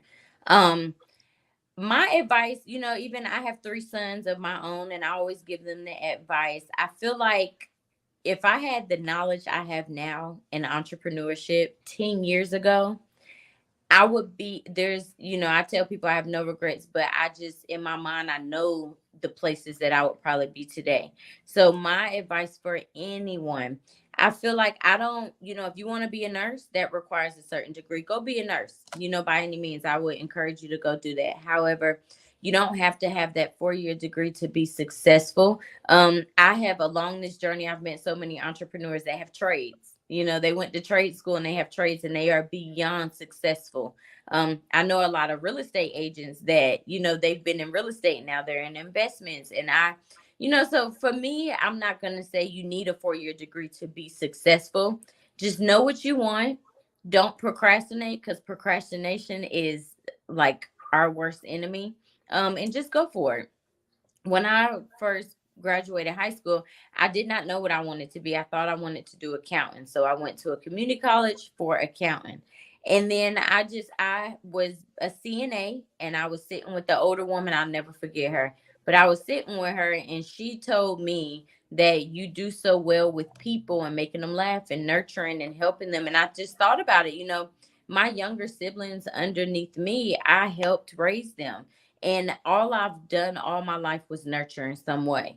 And I just, that is what drove me to go to nursing school, because I just knew, I had thought about it. And I'm like, I've nurtured all my life. I was a young mom. Like, I am a natural born nurturer. So that's what made me go to nursing school. But I would tell people, follow your hearts. Don't put in your head you need a 4-year degree, because you can get a trade to be successful. But go get the training and don't procrastinate and stick to it. And, you'll have down days. But even on my down days, I just remind myself, like, I'm in control. I can do it as long as I put in work, and God will do the rest. So I love it. Such inspirational words. And thank you so much for sharing that detail, because we never know how our stories can impact the next generation of business owners. right. You said something that really got my attention, where I feel like we are directly aligned. I agree with you. Had I started 10 years ago Yeah. and not procrastinated and did what I needed to do and built that successful business plan and started earlier, I would probably be further along in my journey. So talk to us about having children, being a mother, and what you hope for the future of not just your children, but all children in our community who look to entrepreneurship as a way or a trade. Like you said, it's still learning regardless of how you do it or what you're doing. But how do you view that for the future of our community? What I really would love for the future, especially these young children, go be your own boss. I am an advocate for work the job, but work the job to learn the job. Pay attention. I tell my oldest son all the time, he says he wants to go to school for business to own businesses. And I tell him, I love that plan, but be humble enough to go get the job and don't go do the job to do the job. Learn the background of it. Pay attention. I always tell people pay attention. Um I just want people to be entrepreneurs. I feel like we need more entrepreneurs. We need more entrepreneurs that look like us. We can do it. A failed business is not a bad thing because you're going to learn from every stepping stone you go through in life. You learn from. I have moments and things here and there in my business that may fail the first time, but when I tell you, I'm always like, okay, I'm gonna try it again. Maybe I'll try it a different way. So I don't, I motivate everybody to go get the trade, go get the degree, be humble enough to work the job, but pay attention. Because it's don't get caught up in working the job, get caught up in how the job is ran. I tell my oldest son that all the time. For my sons, I just want them to be successful in whatever way that looks like for them. I want my children to go to college and get that college experience because I did not get that being a young mom. But I'm also okay with knowing that that's not the way for everybody, and their success may look different to them. And I'm gonna support them through it. I love My it. goal is to eventually have this franchise, and fingers crossed, somebody in the family goes and get into healthcare. So I just, I want to be able to just break generational curses and have something for them as well. I feel like a lot of times in other communities, kids grow up and they become 18 and, they're handed something or they're taught something from a very wealthy or not even a very wealthy, but, a rich family. And I want to break that generational curse and be able to provide that to my kids. So that's the goal. I think what's interesting is that you touched on something that gave me a moment to kind of pause and reflect on my own, experience. It probably because I think the family dynamics are so close that I can relate. But being raised by a single mother, a single Black mother at that, it does, although we often hear about the stereotypes, the hardships, what we don't stop to think about is the fact that that's where a lot of the go-getter mentality comes from. That's where a lot of the drive and determination, and I'm going to get it done by any means necessary. As we say in North Carolina, get her done. That's what we see. And you carry that, and it does serve you a purpose because, to your point, you learn lessons, right? So Yeah. if you had to pass down this baton to somebody in your family, let's use that scenario. Because our community is our family, right? We're all connected in our community. So my question is, what pieces of information would you give the next person in line that you are handing this generational curse breaker, this generational empire, this generational legacy for your family? What is the advice that you would give them in taking over that baton in this race for legacy? That's a good question. And what comes to my mind is just do it. Often in my family, I feel like I have different people in my family that I can't do it, or, well, I'm a single mom, I can't do it, or I can't, I don't have babysitters, or I feel like oftentimes in our community, sometimes we have to just, I get it, not having childcare. I get it being a single parent. Maybe you have to work a lot. I totally understand, but I always tell people, planner, I live by a planner. Write it down, make a plan, and you have to reprogram your thoughts. And that is the number one advice I would give people. You have to reprogram your thoughts.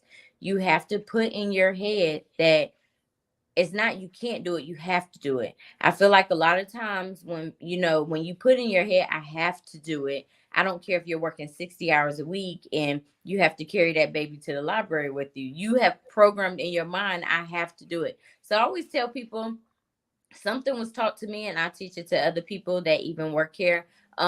If you're right-handed, brush your teeth every morning with your left hand, because that's messing with a different atmosphere of your brain, and it's teaching yourself something you have to do, and something is showing you you can do it even though you're predominantly right-handed. If you're left-handed, do it the opposite. You're teaching yourself that you can do something if you're being consistent, if you're working towards it, if you're working hard. And you just can't stop, because if you brush your teeth with that left hand and you're right-handed and you say, forget it, I'm going, that lets you know that you're a quitter.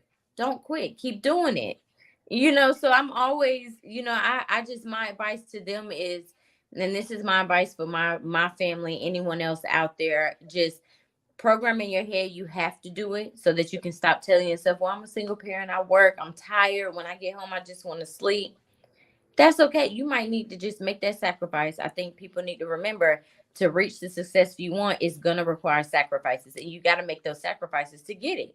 So just put in your head, I have to do it, and it'll get done. I don't care who you are. I think you said something very important that I would like to touch on.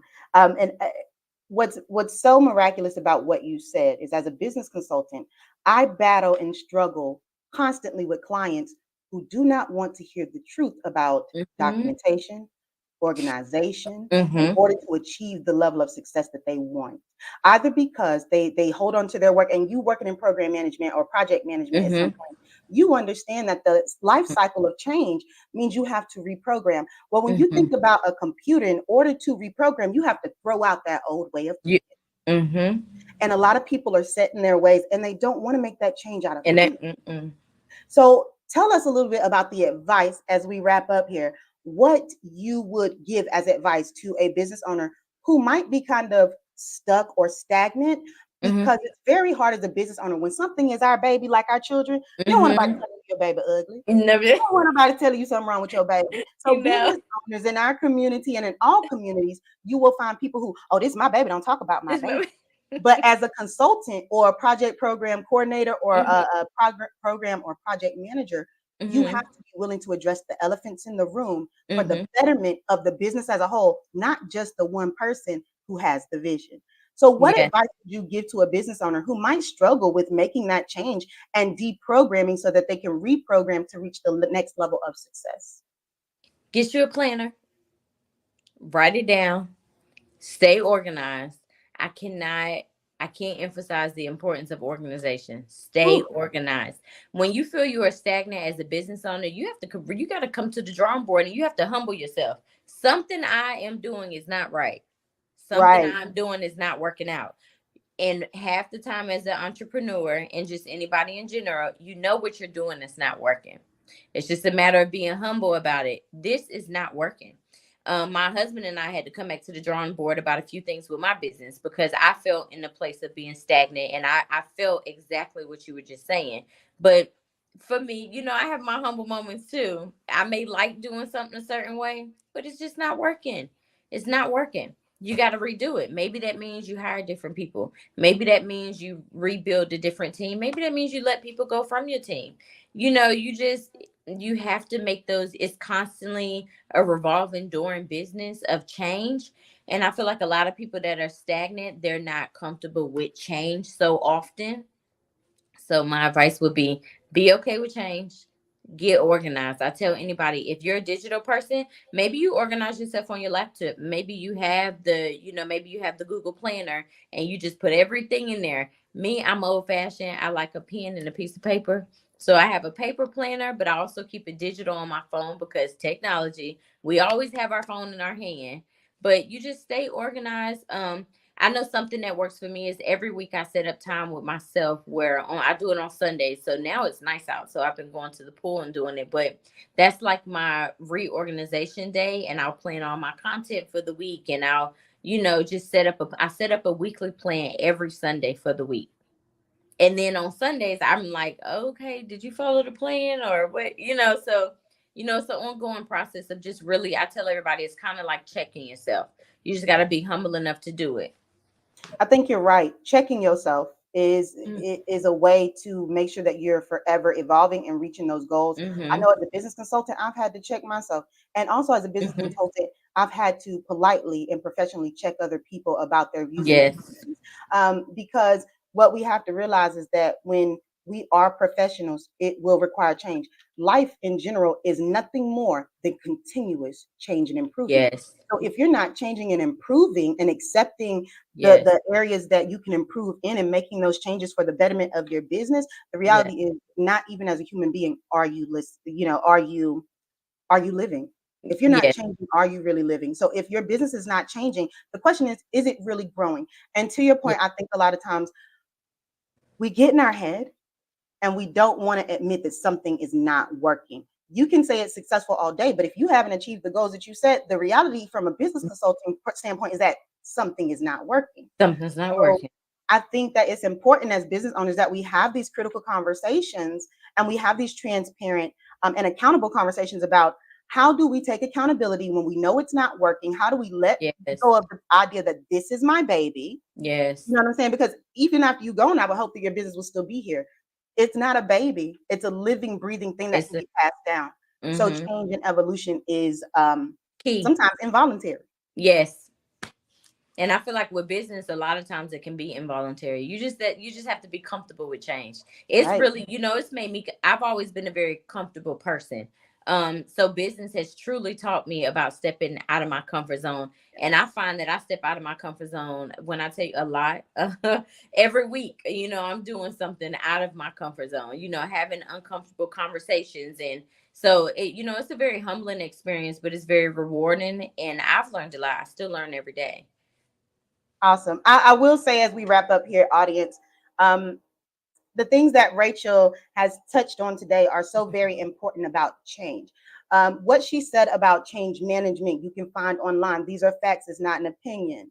Also, when it comes to change, have enough understanding to realize that you have to become comfortable with the uncomfortable. Because if you don't change, you don't grow. And that's even in your personal life. And if you are wondering if do I have a problem with change? I'm gonna tell you how I have identified it as a business consultant. Anytime I go, well, that's the way I've been doing it. Yes. That's the Yes. first sign that you need to change. Yes. Yes, it is. I If agree. you say, well, there's nothing wrong with it. It's not broken. It doesn't need to be fixed. Yeah. 9 times out of 10, you might want to reassess that process because there might need to be some change. Yes, And I it's agree. okay to hear that change needs to be done. What that tells you is that you shouldn't be offended. It actually tells you this person believes that I can make the change. Yep. So I appreciate you, Rachel, for bringing Yes, those things into perspective. It's so important in our community that we have these transparent and accountable conversations and we Yes. talk about these things. Tell our audience as we wrap up here, how can they reach out to you and support your beautiful Black business of Black Girl Yes, Husband? ma'am. So my business name is Restore and Rejuvenate Hydration. I'm located in Durham, North Carolina. If you follow my social media, Instagram is my main target. It's R and R Hydration. So that's at RANDR Hydration. And then Facebook is spelled out Restore and Rejuvenate Hydration. You can find me, contact me, DM me, and reach me in all different types of way on those platforms. Thank you so much, Rachel. We definitely appreciate all of your words of wisdom and encouragement and empowerment. Yes, ma'am. Thank you. You're welcome. Oh, thank you, ladies. Thank you, Erica Mann, for such an awesome fire chat. And I want to thank you again, Miss Rachel Manning, for all of your great information that you've shared. It's been an awesome moment. Yes, thank you so much. All right, Genius is coming. The Black Business Expo mission is to raise funds for the high school seniors going to college or K-12 entrepreneurs. The expo is a fundraiser for students. You may go to www.blackbusinessexpousa.com to donate to the scholarship fund or use the Cash App that is on the screen below, $BBXUSA. Our goal is to give laptops and up to $5,000 to 10 students. Students can register online at www.blackbusinessexpousa.com. Every dollar counts, so we want to remind you to donate to the scholarship fund. We want to thank our Black Business Expo sponsors for May 2024. NC100, Moody Capital Partners, Suede Soul, Lotus Richey Coaching and Training, Carolina, Virginia Minority Supplier Development Council, Step Management, The Hello LLC, Barbara H. Smith LLC, Margie McLean Foundation Incorporated, Genius is Common, Earth Essentials, 5-Star BDM Media, Melanation Eye Global, Executive Women's Success Institute, The Quality Coaching Company, Superwoman Business Services, Creative Force Studios, Lee Entertainment, Artistic App Design, Black Business Expo USA. Genius is Common, and I'll see you on the other side. Phenomenal Tanya T. Wise, who is here from the great state of Maryland. Tanya, welcome and thank you for being with us today. Can you indulge our audience a little bit and tell them just a little bit more about who you are and what it is that you do? Well, I love being able to talk to people and have a magnetic attitude, being able to just show them. So I always like to say, level up is Coach at Tanya T. Wise here. So can you tell our audience, just give them a teaser about what your presentation will be about?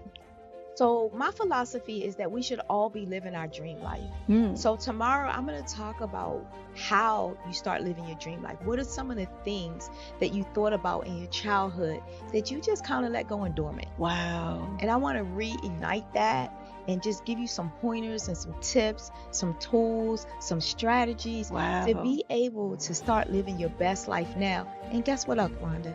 And leave an inheritance for your legacy. Oh my goodness. Okay, I know that's resonating with a lot of people. I've heard that you have a dynamic coaching program. Can you tell us a little bit more about that? Absolutely.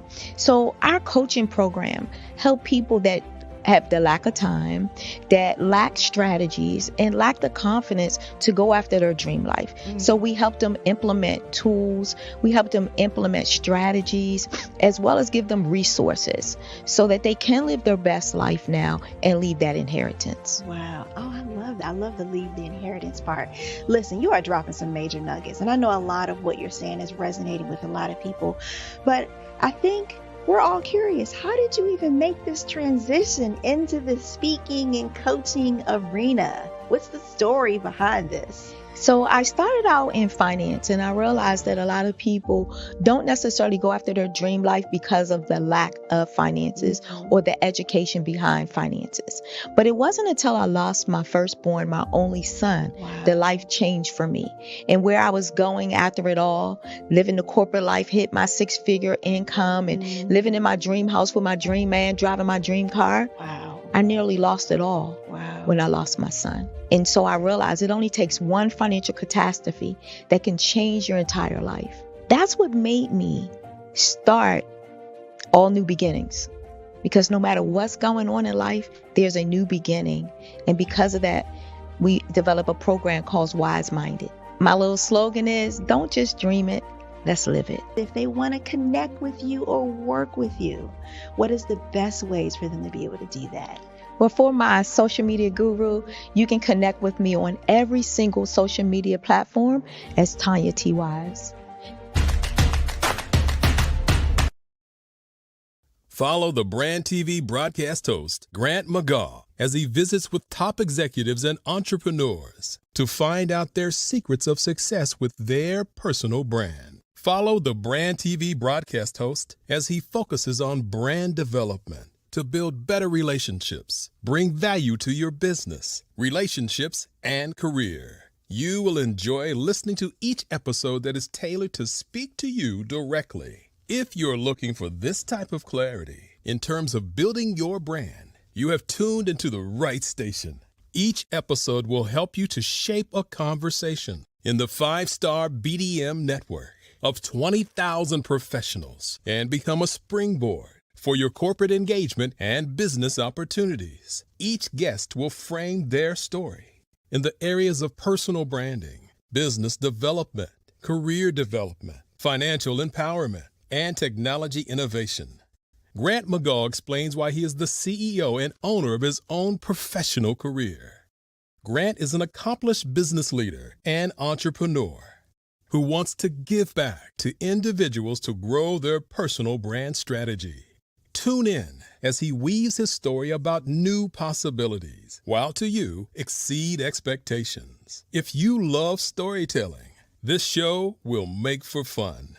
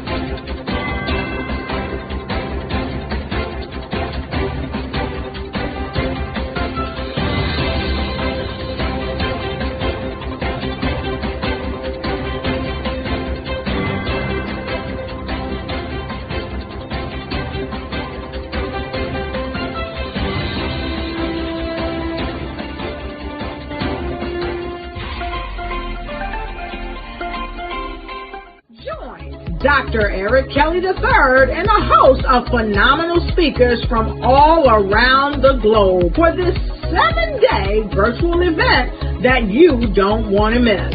The mission of the Black Business Expo is to raise scholarship money from kids all the way from high school all the way from college. The Black Business Olympics is one of the largest Black business showcases in the world. It is an opportunity for businesses and companies to showcase their businesses globally. We are going to be giving away laptops up to $5,000 away to students. Again, I'm Olivia Appleberry, the founder of 2 Cents Finance and one of the speakers for the expo. I am so excited to see you there. For more info, go to www.blackbusinessexpousa.com or call 919-308-9090 and hope to see you there. I am Black Business. From the moment I wake until the time I sleep. Yes, I am Black Business. I am Black Business. Tell me, are you Black Business? I am Black Business. Do you support Black businesses? Listen, I support Black business because I am Black Business. Black Business Expo, one of the largest business showcases in the history of Black business in the world. The world! Sign up today at www.blackbusinessexpousa.com or call 919-308-9090. I am Black Business. I am Black Business. From the moment I wake until the time I sleep, I am Black Business. I am Black Business. Are you Black Business? I am Black Business. Do you support Black businesses? I support Black business because I am Black Business. Black Business Expo, one of the largest business showcases in the history of Black America in North Carolina. Sign up today at www.blackbusinessexpousa.com or call 919-380-9090. I am Black Business. I am Black Business. From the moment I wake until the time I sleep, I am Black Business. I am Black Business. Are you Black Business? I am Black Business.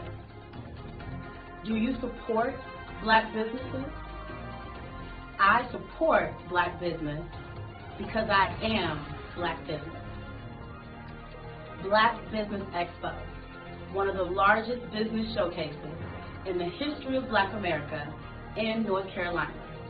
Sign up today at www.blackbusinessexpousa.com or call 919-380-9090. I am Black Business. I am Black Business. From the moment I wake until the time I sleep, I am Black Business. I am Black Business. Are you Black Business? I am Black Business. Do you support Black businesses? I support Black business because I am Black Business. Black Business Expo, one of the largest business showcases in the history of Black America in North Carolina. Sign up today at www.blackbusinessexpousa.com or call 919-380-9090. Join Dr. Eric Kelly III and a host of phenomenal speakers from all around the globe for this 7-day virtual event that you don't want to miss. The mission of the Black Business Expo is to raise scholarship money from kids all the way from high school, all the way from college. The Black Business Olympics is one of the largest Black business showcases in the world. It is an opportunity for businesses and companies to showcase their businesses globally. We are going to be giving away laptops up to $5,000 away to students. Again, I'm Olivia Appleberry, the founder of 2 Cents Finance and one of the speakers for the expo. I am so excited to see you there. For more info, go to www.blackbusinessexpousa.com or call 919-308-9090 and hope to see you there.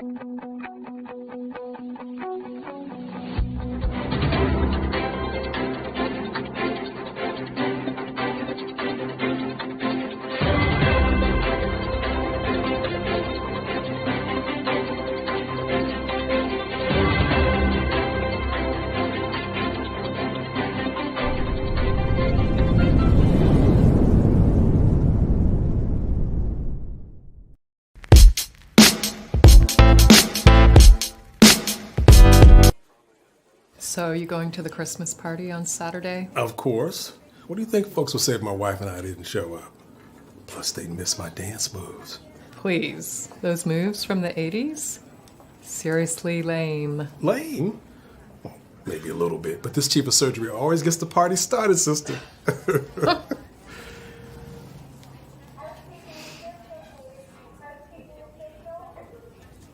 What's going on with your hand? Nothing. Just tired. Stress. Jen, we've known each other a long time now. And we've always been honest with each other. What's going on? Come on, Mark. I'm fine. That hand says otherwise. It's nothing.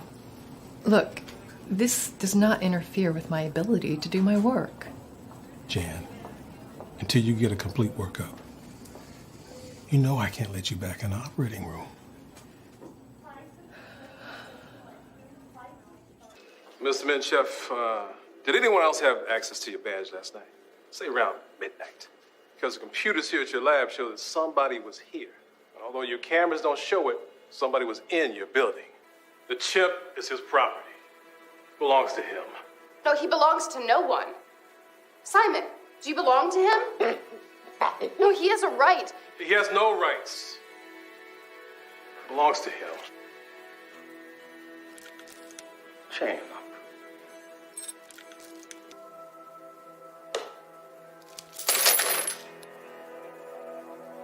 Wrong?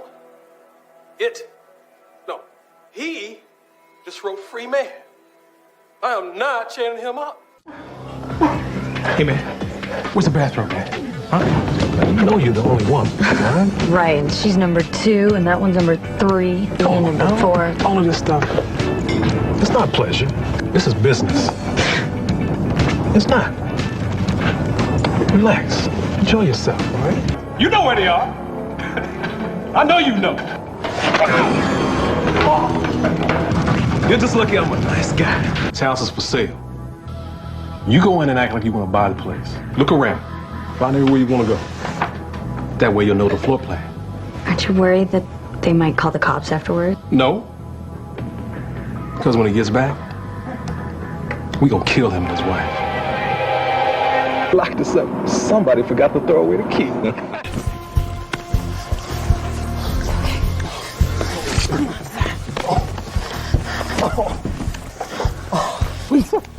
Sir, she's gone, but you're gonna make it, okay? My heart is aching, but I'm a fool to let it go on breaking. No way. Hey, look, guys, it's spaghetti. Hello, how are you? I don't believe this. Hey, could you do me a big favor and spook my kids for me? I'm with my friends. Could you do me a favor? All right. Come on, please. Spaghetti, thank you. Come on, for the camera, just one more time, please. I'll give you one standing up. Yeah. Framed it. Shouldn't be shooting this. Yeah. Spaghetti! Yeah. Spaghetti! That's it. That's Spaghetti! Boogie! Yeah. Spaghetti! Yeah. Spaghetti! That's it. Yeah, Make it our day. Spaghetti, yes. Hey, give me 3 more. One more quick favor. Yeah. Could you take a picture with them? My Yeah. kids? Huh? Come on. Let's do it. Yeah. Right here. Got you all in frame here. Do you mind if you move out of the picture a little bit? You're kind of in the way. Really Yeah, I'll important try. picture. All right, listen, I appreciate it. Thanks. Oh, smooth!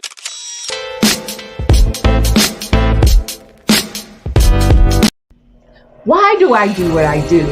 You know, my life coach asked me that a few years ago.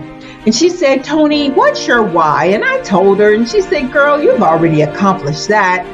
Perhaps you need a new why. Hi, Tony Harris, Amy Hoydu with Say It Said Marketing, one of your students.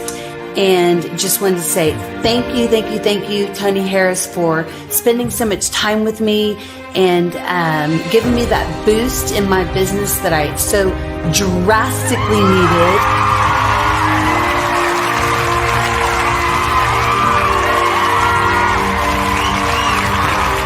My why is to touch, move, and inspire my clients to take drastic steps to be better than they were before they met me.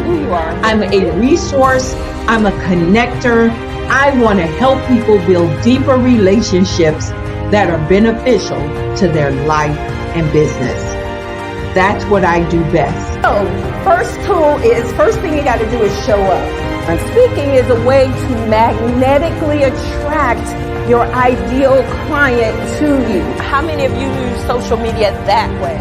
Absolutely, and this is how you look to the world. Drastic steps are the steps that are needed to be successful. And my business is drastic denotes a mindset. Getting out of your comfort zone. Doing something that you don't necessarily feel comfortable doing, want to do, but you know it's a necessary step to be successful in your business. I get the most satisfaction when I see my connections flourishing into relationships long after I am gone. Hi, my name is Jasmine Augustine with Media Jasmine, and I've joined several networking and referral groups in the area. And Network in Action Northeast Houston with Tony Harris Taylor is one of the best organizations that I've joined. I love that piece of what I do, and it is what fuels my fire.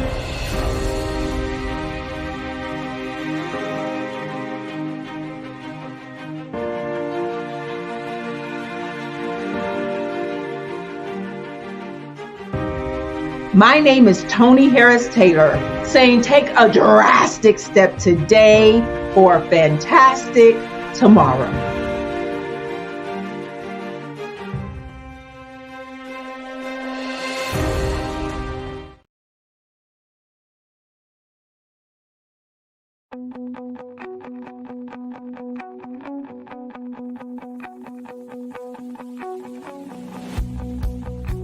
I am Black Business. From the moment I wake until the time I sleep. Yes, I am Black Business. I am Black Business. Tell me, are you Black Business? I am Black Business. Do you support Black businesses? Listen, I support Black business because I am Black Business.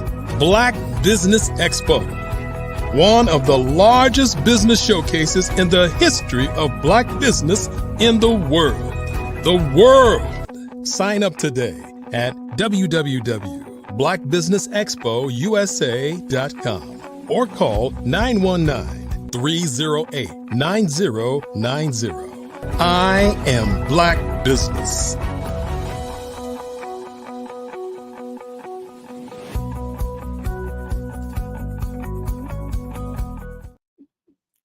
Good morning, business owners, entrepreneurs, thought leaders, and corporations. Welcome to the Black Business Network. My name is Carrie Jackson, and I am your business moderator for this morning on the Black Business Network. The Black Business Network is a 24-hour business network showcasing Black businesses, business owners, entrepreneurs, and thought leaders worldwide. We have speakers from North Carolina, California, London, Singapore, Africa, Japan, and cities all over the United States. The Black Business Network is a global community sharing its business knowledge to empower, inspire, and educate businesses about business. Next up, we have our very own RJ Stevenson, who will be hosting a fireside chat with our next speaker, Dwayne Golden, an Army veteran whose heart beats for his community. Family is at the core of Dwayne's universe. His innovative Familypreneur course offers a blueprint for balancing the demands of business with family life, advocating for a harmonious approach with nurtures both personal and professional growth. Dwayne Goodwin blazes trails at the intersection of technology, business, and philanthropy. With every initiative, he invites us to join him in crafting a world where innovation serves humanity, where business success and family harmony coexist, and where community welfare is paramount. Dwayne Golden isn't just a name, it is a testament to a life dedicated to service, innovation, and community.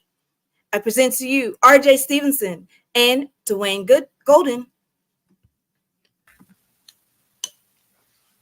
Miss Carrie, how you doing this morning? Oh, doing great. How are you guys doing? Doing great. Great to meet you. All right. Well, genius is common, and I'll see you on the other side. All right, Miss Carrie.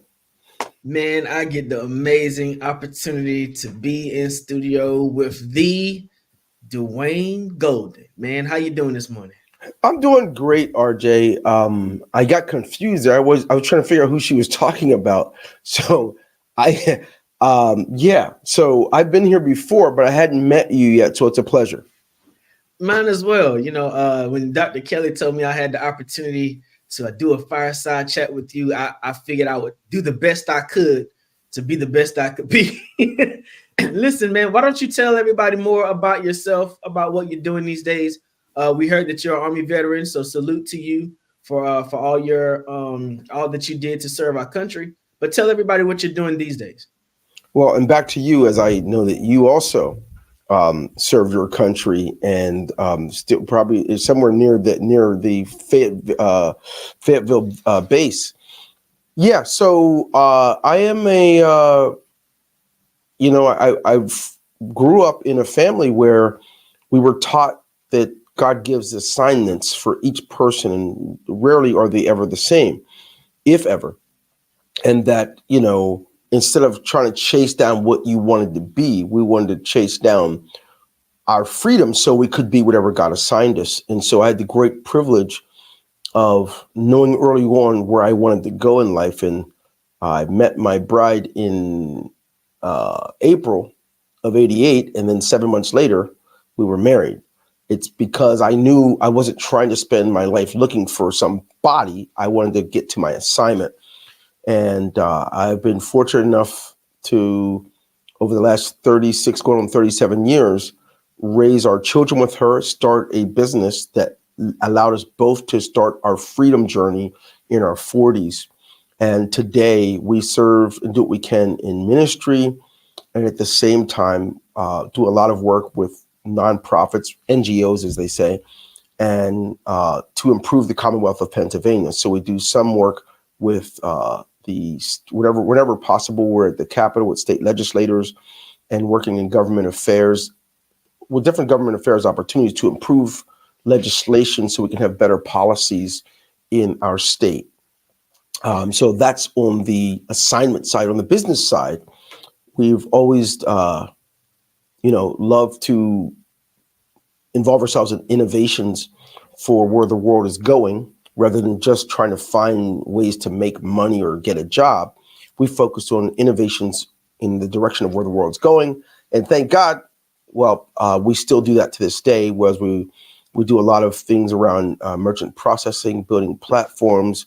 And then at the same token, we do a lot with what's called automations and workflows that involve artificial intelligence, so that when tomorrow gets here, when everyone's scrambling like, oh God, AI is going to take our jobs. Well, we like to build innovations and connections so people don't have to feel lost or be lost. So yeah, there you go. That's my quick. So I love what you said about passion. And it seems to me that you have been allowed to turn passion into assignment, and then to live a life that you love waking up for. But there's so many people who are working jobs, right? And when you work a job, it's almost as if you get compensated for your time and for the value of your experience and your knowledge, skills, and ability. But it doesn't often give you the freedom to think, to be creative, to do what you have in your heart to do, that makes you wake up and be excited to go to work on a daily basis. This is a Black Business Network, and there may be some people who are watching us today who are tired of their jobs, who found themselves in a career because they didn't necessarily have a strong mentor or did not have a designated career path, and they're trying to find themselves out but don't know what to do. You've done this before in your own life. What can you say to a person about how to actually identify passion and assignment and have them interconnect? I think that maybe there may be too much attention on it. As you know, one of the challenges that we have is we often want to skip to the front of the line when we haven't sown. And the Bible tells us that how can we expect to reap in areas we haven't sown? I don't think there's anything wrong with a job. I think that it's very clear since the Garden of Eden, man's going to work. And that work may be being an entrepreneur. It may be having a job for someone else, but there's a lot to be developed in that process. So now in the 21st century, we have a lot of people who are giving themselves labels, assigning themselves to groups, and all these things to have an esteem for areas in which they haven't sown.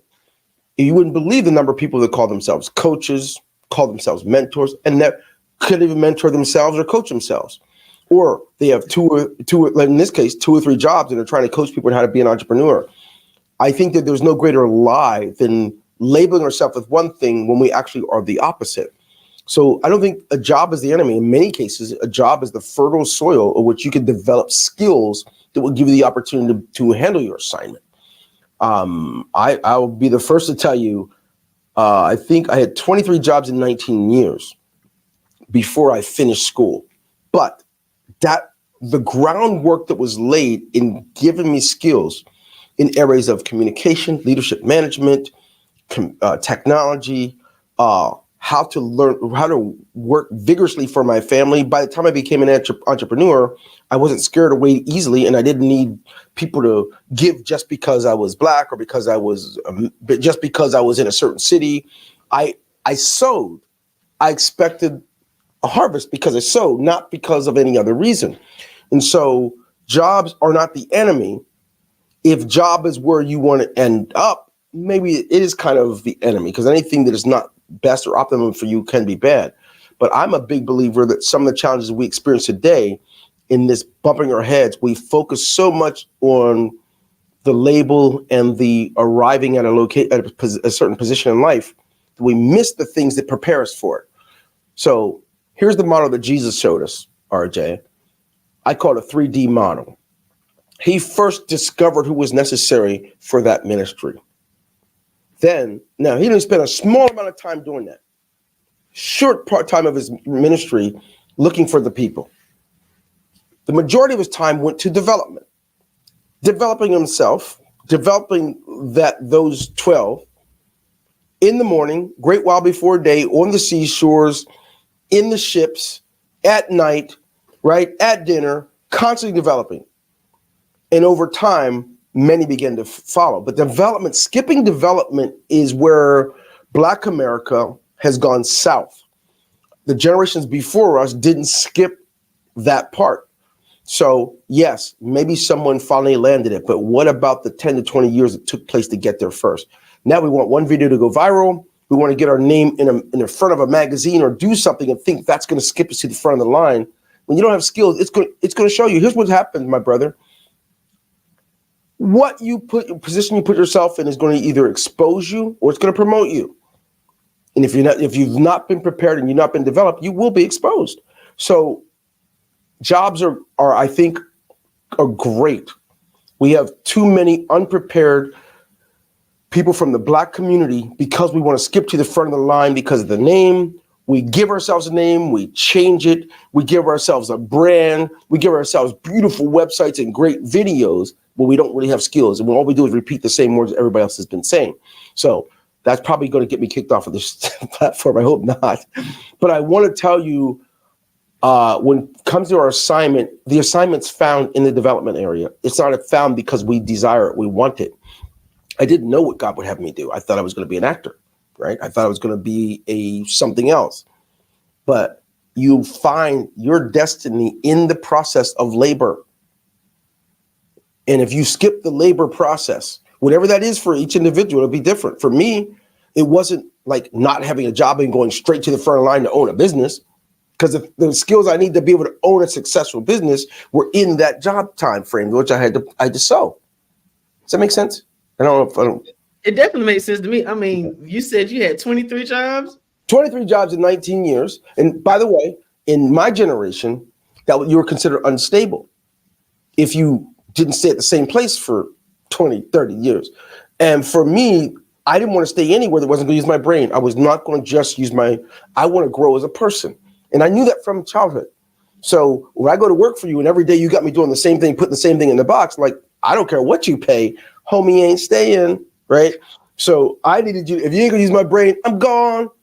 And it got to the point, RJ, where I'm like, I want a promotion. I worked at one of our local medical centers. I was a phlebotomist. And I said, well, they need a manager. I could do that. No, sorry, you don't have a degree, right? And I would work. The reason I had to work so many jobs is like they only paid $7 and $8 an hour back in the day, right? And that was considered a good job. But I had a family of 5.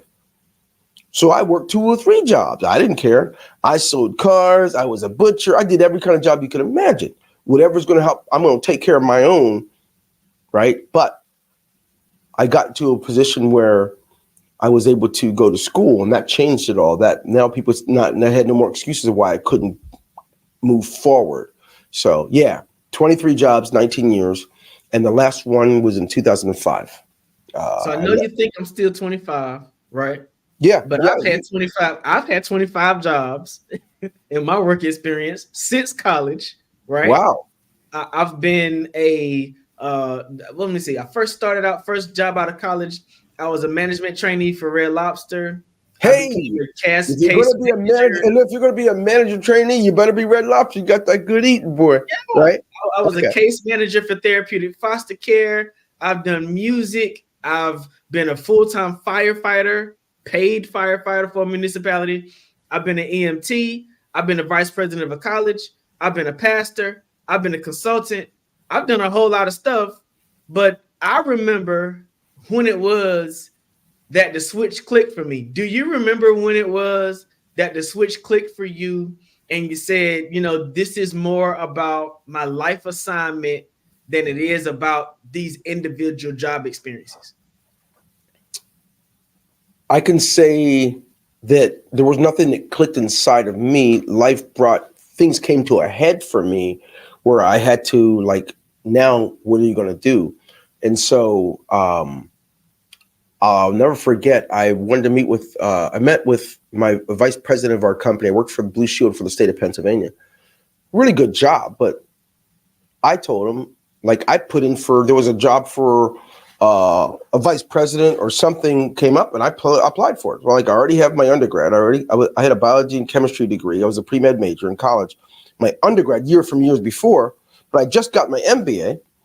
I'm like, I put in for it. I was only 37, 38. No, I wasn't. I lied. I was 40. And so I put in for the job and the guy says, listen, man, you got to stop all this. Why you keep looking for stuff?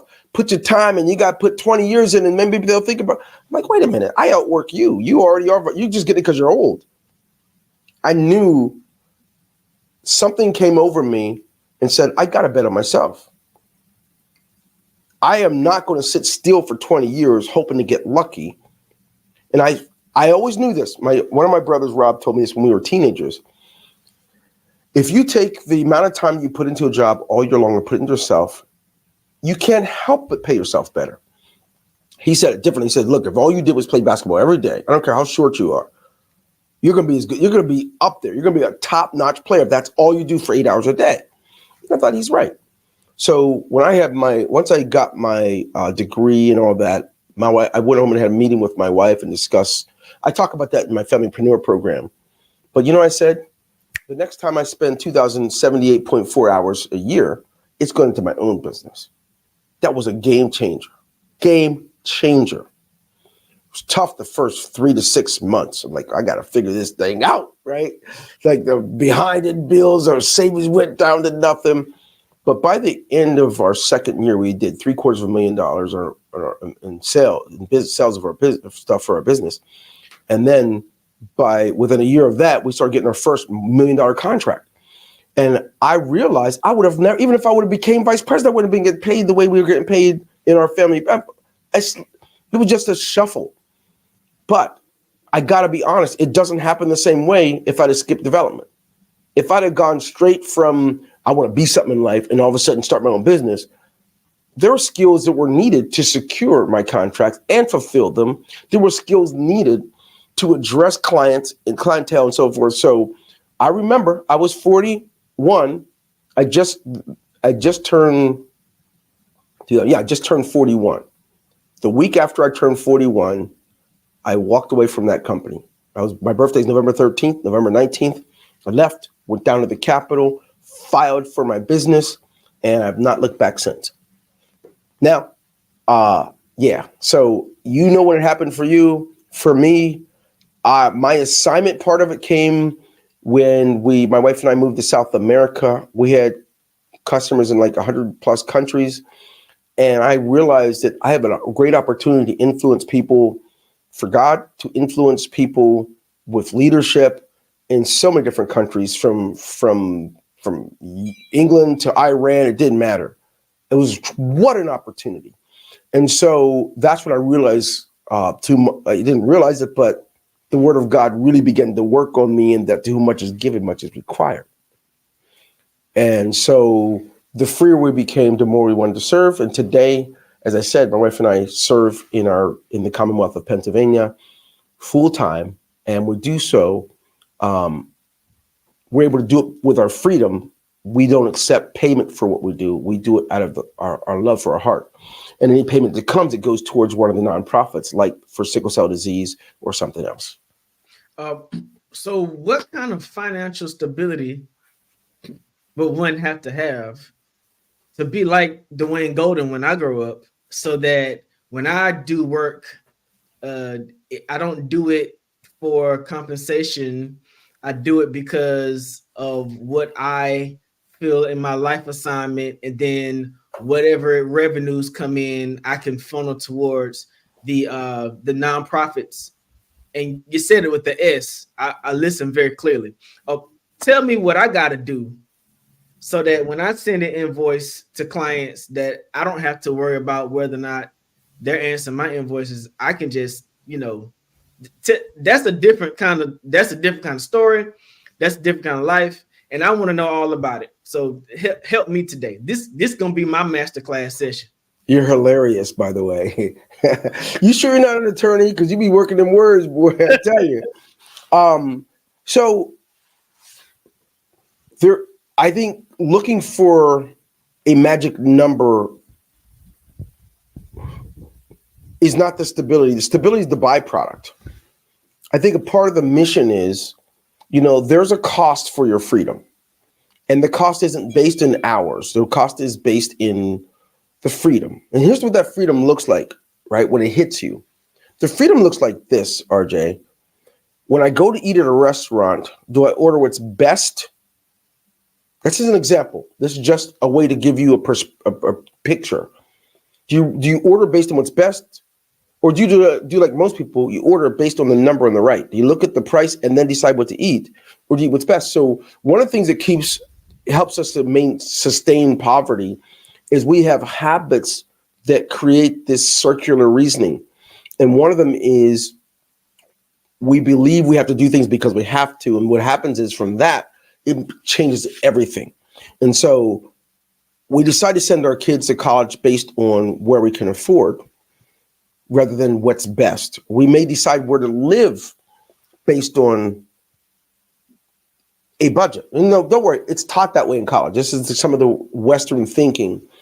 We put ourselves in positions rather than giving ourselves a target. I'll never forget it. And you probably heard this too from your first sergeant. When we're shooting, he'd say, Golden, where you looking at? I'm saying, I'm looking at the target. Yeah, but what specifically, right? He'd say, Golden, if you aim at nothing, you're going to hit it every time. You got to give me the specific. And so one of the things I tell people is if you want that freedom so you can live the assignment that God has for you, it's not about that magic number. What is the target for you? What does that look like? And so for some people, it is ensuring the welfare and safety of their children and their property so they don't have to focus on that. So for some people, they have a number that says, with all these things coming in, they're paid for, now I can live my life. And so what we do, one of the things we do in our company is we teach people why they want to have subscriptions. Subscriptions are the model that could change their life forever. I was just with a client yesterday, and I hope she doesn't watch this. But, I won't even use her as an example. But let's say you have a model where you need your freedom. And one of my first models for this freedom, bro, when I started my business, I started a subscription service. It was called the Golden Membership Club. I was not very original, right? And I charge only $19.99 a month. So in looking at what freedoms I needed to be able to live the assignment, I came up with a number that made sense for me. So when you really want to make a certain amount of money, don't get caught up in the big end game dollar sign. Per transaction doesn't matter as long as you have the right volume. So there's a recipe for this. And so in the Golden Membership Club, if you were to join it, right, say you were a real estate agent per se, or you had your own salon, you got specific number of leads every month that I would provide. They had names, phone numbers, email addresses of people who were searching for what you have. You also got a chance to get a domain name. You got your own domain, one new one once a year. You get that when you're with me. We also build out your website. If you didn't have one, my team would build out your website, blah, blah, blah. But only $19.99 a month. Within the first 90 days of that membership club, we had over 2,000 people paying that. So now, because of the model, I had a lot more time for assignment. $20 a month times 2,000 people is over $40,000 a month. That's an example for you. What that does is now the employees I need, the office, all that stuff, it's paid for by the subscription. And bills for the house, bills for the business, all that's paid for. On that was just one of the first things we've ever done. And then, of course, other subscription models. I have one where we launched in 2012 at $25 a month. And I'm going to give you the recipe in a moment. But then when you take that one to over 40,000 people paying $25 a month. But here's the recipe. Tell me if you're ready for it, RJ, because I know you're a lawyer. Tell me if you're ready for the recipe. I'm ready. Whenever you have something and you want to make it work, you want to make sure you give 10 times the price in value. So if you're going to charge $19 a month, you want to multiply 19 times 10, which is $190. You want it to be worth $190 a month, which you're giving back. When you do that, it's never a matter of if you're going to get sales. The question is, how many will you get? So hold on. Stop. I'm an economics major. Oh, Lord. And so what you're talking about is not what's taught, right? Because, you know, when you go to school, they teach you the system, and then you find a way because the system considers you a consumer. They're going to teach you what helps you to consume more and makes them richer. Right. Yeah. So the supply and demand curve is how we determine prices in a systematic culture, right? What we normally say is you keep the price up and the quality just at a margin called the break-even point, right? You give them just enough where they find their value at the price. What you're saying is you give them a price, but you ensure that the quality or the value of what you're giving them is 10 times what they're paying for. Now you just created an economic debacle, because what happens now is I feel like I'm overproducing and not getting what I'm valued. I feel like I'm giving them more than what I'm getting back. And so because I'm giving them more than what I'm getting back, I stop. I don't watch this. Most entrepreneurs don't want to pay employees at a what we'll call a luxury rate for their value, because if I pay them too much, then they're not going to be inspired to continue working. And you know what? I'm going to tell you, this is the opposite's true. I know that's what's taught, but that ain't true. If you interviewed some of our employees, they're going to tell you they've been with us for more than a decade. So I'm saying it like that because somebody needs to hear this, because in their minds, they're listening to classical business theory, right? And it's messing up their model because they've experienced high turnover because the people who work for them don't feel appreciated. You know what I'm saying? Well, let's slow down a second. Let's slow down a second, though. Let's slow down a second, RJ. The owners have to feel appreciated too. When someone comes to work for you, I won't hire someone that thinks that they're working for a. Here's an example. If you go to a restaurant and you got some lady or some guy that's waiting tables, they're the worst servants of all. They're not supposed to be waiting tables. They're supposed to be serving people. You're not serving food, you're serving people. And when you really get this, right, if you come into it with a narcissistic thing, okay, I'm going to put my hours in, I want to get my money. Well, you can't work with me because if you ain't bringing value, we don't want you. I'd like to give people what they're worth, but you better be worth it. You're not getting it just because you see. That's an American rights thing. Everybody thinks because it's my right, you know. Okay, here we go. All right, good Lord, you're gonna make me unload the truck on you. Hey, your income is the question. Philosophy. Your philosophy. If you embrace the American philosophy, the first philosophy you're going to adopt for income is going to be the philosophy of weight. Philosophy of weight doesn't work. I'm going to wait till we get a woman in office. I'm going to wait till we get a black person in office. I'm going to wait till we can, thank God, finally get rid of Trump. I'm going to wait till Richard Nixon gets caught. I'm going to wait till the cost of living goes up. The reason that's a failure of a model for income, for waiting, is because when people wait, rarely does it ever make any significant difference. If you wait for a raise till you have your review, guess what? You're probably going to get this smidgen of something that doesn't make any difference in your bills or your income. But the other philosophy people like is the philosophy of demand. I've been here for 6 years, so I'm demanding you do it or I'm quitting, right?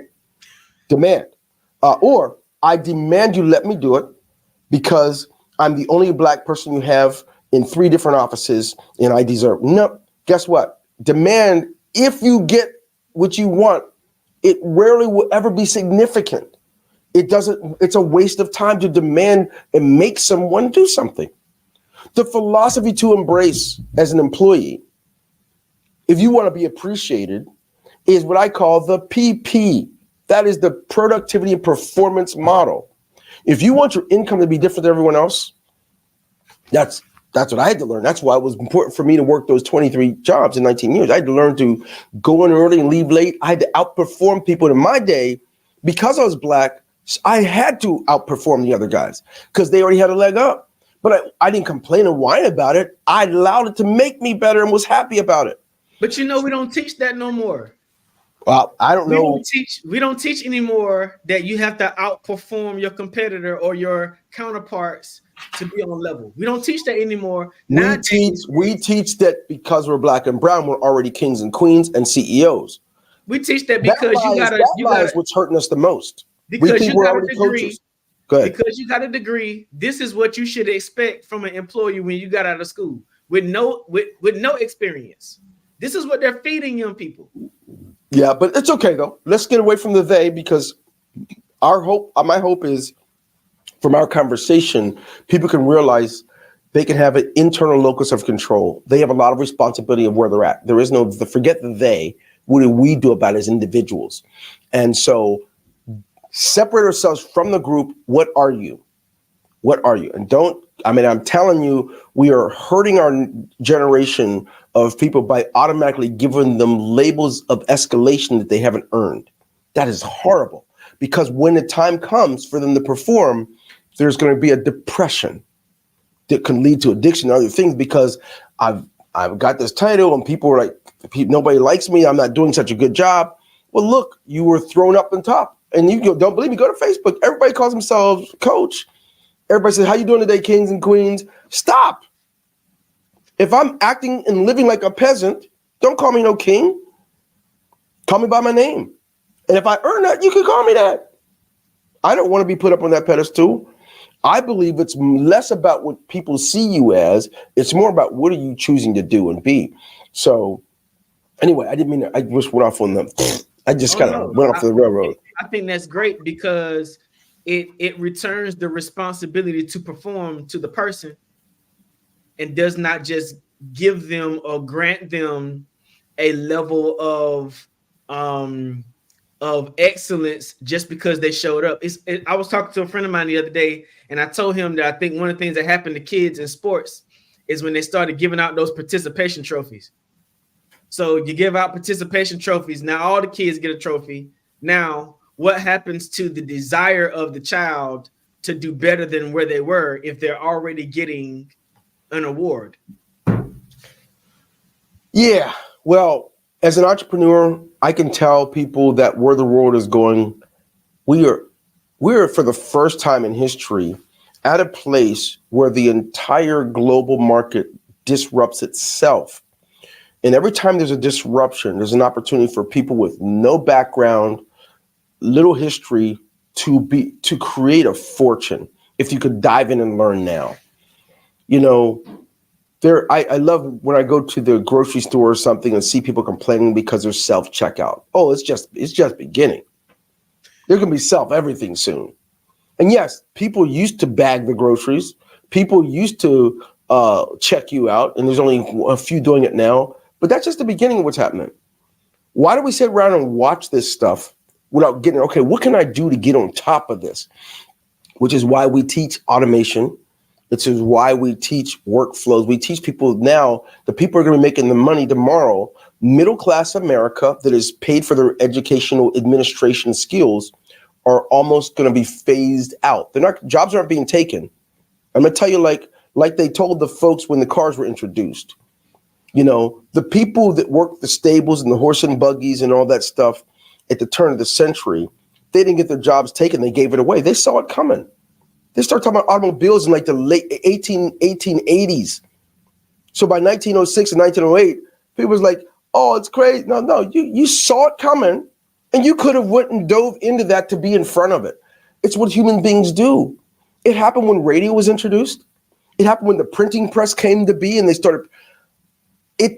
The world gets disrupted, period. It's forget fairness. It's just the way it works. How can you sit back and watch over the last 5 years of the talk of 8 years, the talk of robotics and AI? And you keep sitting back, all you do is complain, well, next they're going to take this. No, you're giving it away. You're giving it away. We saw the internet come into being in our lifetime. We saw because many companies didn't embrace technology, Sears and Roebuck, right? Gone. Montgomery Ward's gone. Kmart special was big time. Merchandising took a whole new spin because Walmart did embrace it. Along comes Target. And what happens in that world? Well, Amazon says, we're going to do it better than you guys, and disrupted Walmart. Now Walmart's copying them sort of by having their own thing. It's happening. Forget fairness.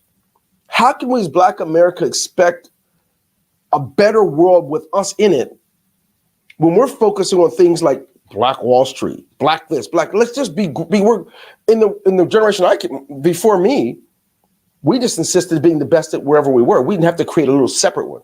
We broke out of the Negro Leagues to show them that we could be the best in the major leagues. We broke out of the ABA and other things where they just had us cornered. We came up there. Then you think about the tennis world. You think about the acting world. We didn't need our own little separate one. We were in the world stage and the best. And what are we doing now? This generation is trying to take us back. Why in the world would I want a Black Wall Street? That means it's the second best. Should I just go to Wall Street and kick butt and let a brother own that deal?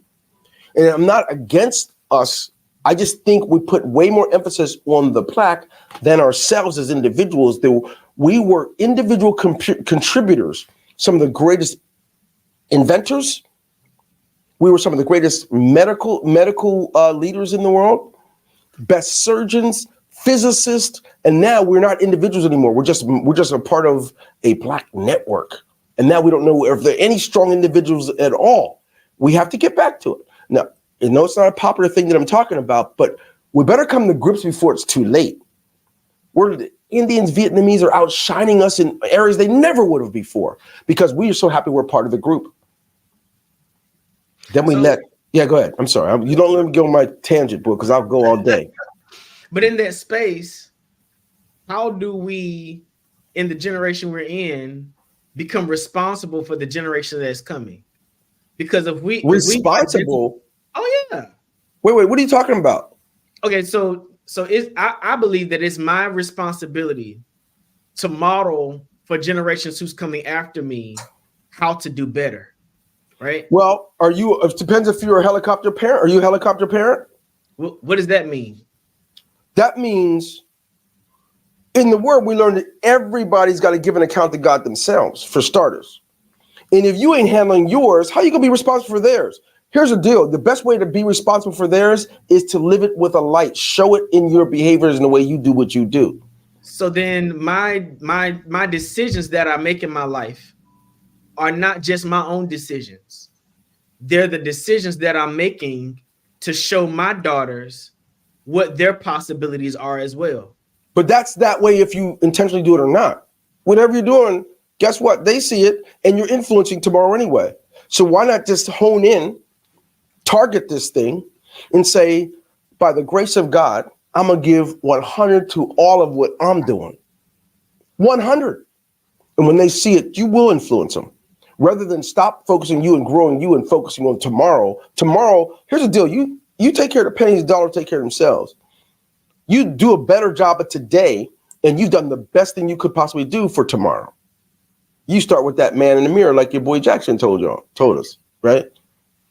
So, in all seriousness, everybody can talk about it. We start following everything that comes out of the woodwork, and we repeat it without even testing it. You know why? Because we haven't been developed. How in the world are we going to talk about your truth and my truth? That doesn't even make sense.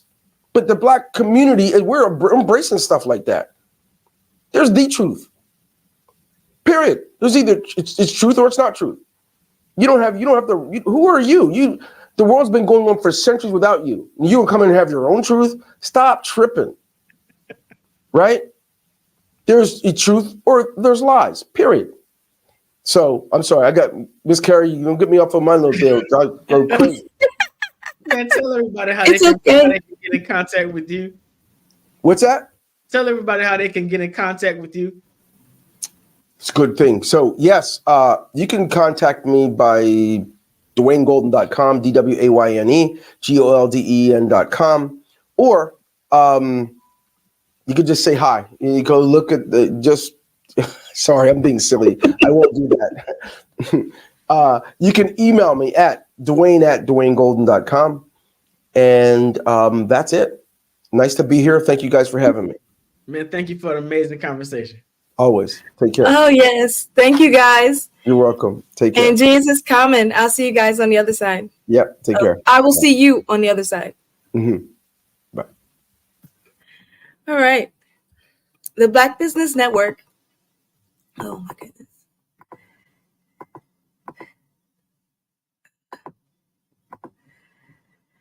The Black Business Expo's mission is to raise funds for high school seniors going to college or K-12 entrepreneurs.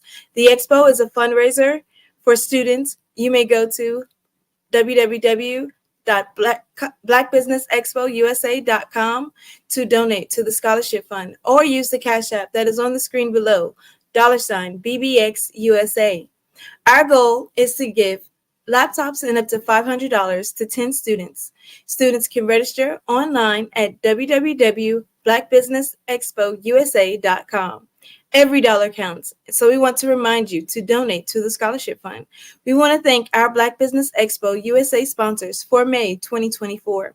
NC100, Moody Capital Partners, Suede Soul, Lotus Rocher Coaching and Training, Carolina, Virginia Minority Supplier Development Council, Step Management, The Hello LLC, Barbara H. Smith LLC, Margie McLean Foundation Incorporated, Genius is Common, Earth Essentials, 5-Star BDM Media, Melanie Sinai Global, Executive Women's Success Institute, The Quality Coaching Company, Superwoman Business Services, Creative Force Studios, Lee Entertainment, Artistic App Design, and Black Business Expo USA.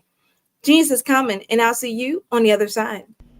Why do I do what I do?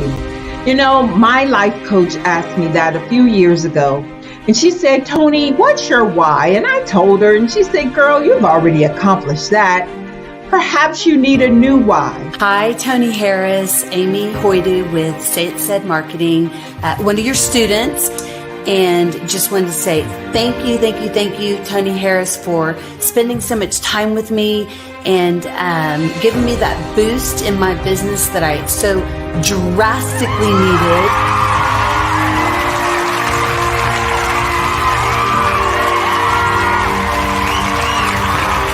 My why is to touch, move, and inspire my clients to take drastic steps to be better than they were before they met me. I'm a resource. I'm a connector. I want to help people build deeper relationships that are beneficial to their life and business. That's what I do best. So, first thing you got to do is show up. And speaking is a way to magnetically attract your ideal client to you. How many of you use social media that way? Absolutely. And this is how you look to the world. Drastic steps are the steps that are needed to be successful. And my business is drastic denotes a mindset. Getting out of your comfort zone. Doing something that you don't necessarily feel comfortable doing, want to do, but you know it's a necessary step to be successful in your business. I get the most satisfaction when I see my connections flourishing into relationships long after I am gone. Hi, my name is Jasmine Augustine with Lean to Jasmine, and I've joined several networking and referral groups in the area. And Network in Action Northeast Houston with Tony Harris Taylor is one of the best organizations that I've joined. I love that piece of what I do, and it is what fuels my fire.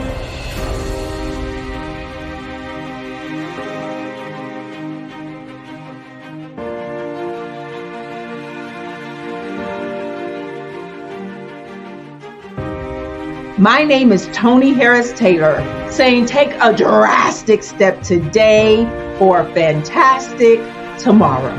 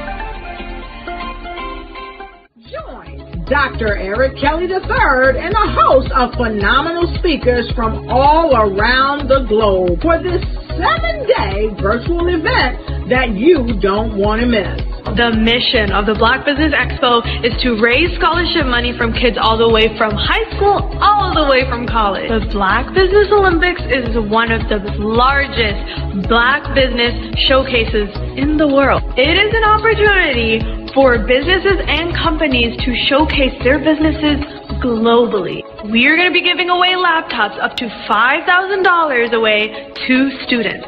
Again, I'm Olivia Appleberry, the founder of 2 Cents Finance and one of the speakers for the expo. I am so excited to see you there. For more info, go to www.blackbusinessexpousa.com or call 919-308-9090 and hope to see you there. I am Black Business. From the moment I wake until the time I sleep. Yes, I am Black Business. I am Black Business. Tell me, are you Black Business? I am Black Business. Do you support Black businesses? Listen, I support Black business because I am Black Business. Black Business Expo, one of the largest business showcases in the history of Black business in the world. The world! Sign up today at www.blackbusinessexpousa.com or call 919-308-9090. I am Black Business. I am Black Business. From the moment I wake until the time I sleep, I am Black Business. I am Black Business. Are you Black Business? I am Black Business. Do you support Black businesses? I support Black business because I am Black Business. Black Business Expo, one of the largest business showcases in the history of Black America in North Carolina. Sign up today at www.blackbusinessexpousa.com or call 919-380-9090. I am Black Business. I am Black Business. From the moment I wake until the time I sleep, I am Black Business. I am Black Business. Are you Black Business? I am Black Business. Do you support Black businesses? I support Black business because I am Black Business. Black Business Expo, one of the largest business showcases in the history of Black America in North Carolina. Sign up today at www.blackbusinessexpousa.com or call 919-380-9090. I am Black Business. I am Black Business. From the moment I wake until the time I sleep, I am Black Business. I am Black Business. Are you Black Business? I am Black Business. Do you support Black businesses? I support Black business because I am Black Business. Black Business Expo, one of the largest business showcases in the history of Black America in North Carolina. Sign up today at www.blackbusinessexpousa.com or call 919-380-9090. I am Black Business. Dr. Eric Kelly III, and a host of phenomenal speakers from all around the globe for this 7-day virtual event that you don't want to miss. The mission of the Black Business Expo is to raise scholarship money from kids all the way from high school all the way from college. The Black Business Olympics is one of the largest Black business showcases in the world. It is an opportunity for businesses and companies to showcase their businesses globally. We are going to be giving away laptops up to $5,000 away to students.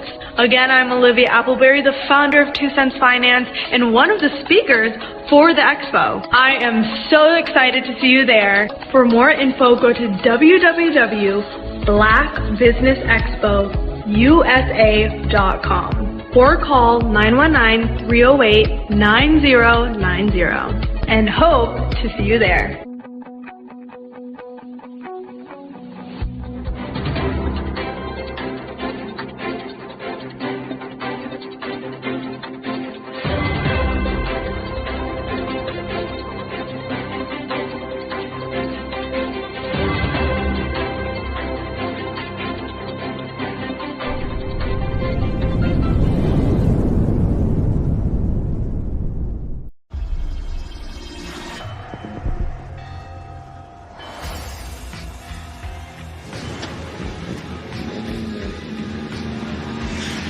La connexion. La connexion.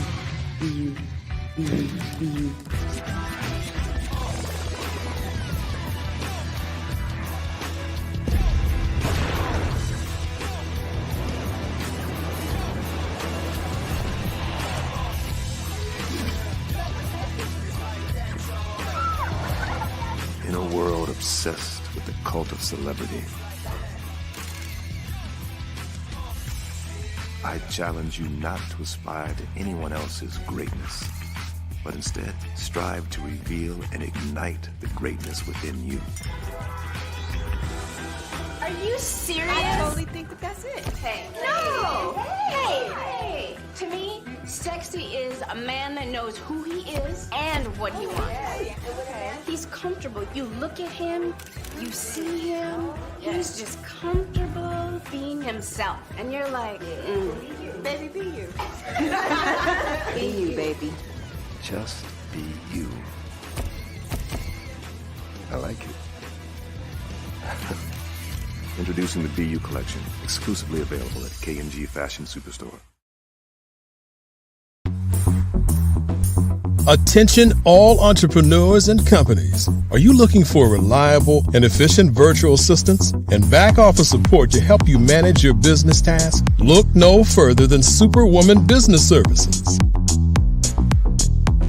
Our team of virtual assistants provides a full range of administrative support services, including operations management, social media marketing, and much more. We also offer website design services to help you create a professional online presence that reflects your unique brand.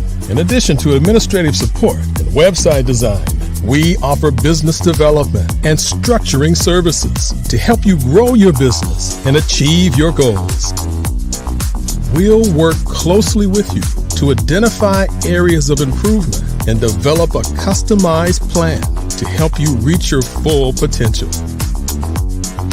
At Superwoman Business Services, we understand that running a business can be overwhelming and time-consuming. That's why we're here to help you fly high and achieve success. Our virtual assistants are highly skilled, experienced, and dedicated to providing you with the support you need to thrive. Come fly with us and take your business to new heights. Let us help you become the superhero entrepreneur you are meant to be.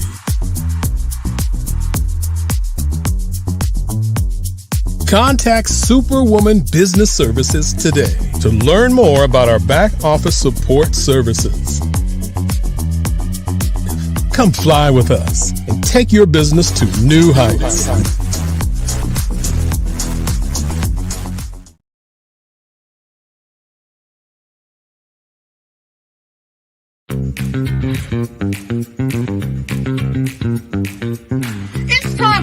start bossing in social media. For all your social media needs, you've come to the right place at the right time to get your website designed, landing page, social media platforms, and get the training you need to get in front of the people that's ready to buy your products and services. Let me train you with StreamYard, Zoom, Clubhouse, and much more. And let me help you get your virtual professionals, not assistants, because assistants can only assist you, but the virtual professionals can give you that professional flavor that you need to expand your reach and increase your revenue. Jump on in and get in where you fit in and start bossing today.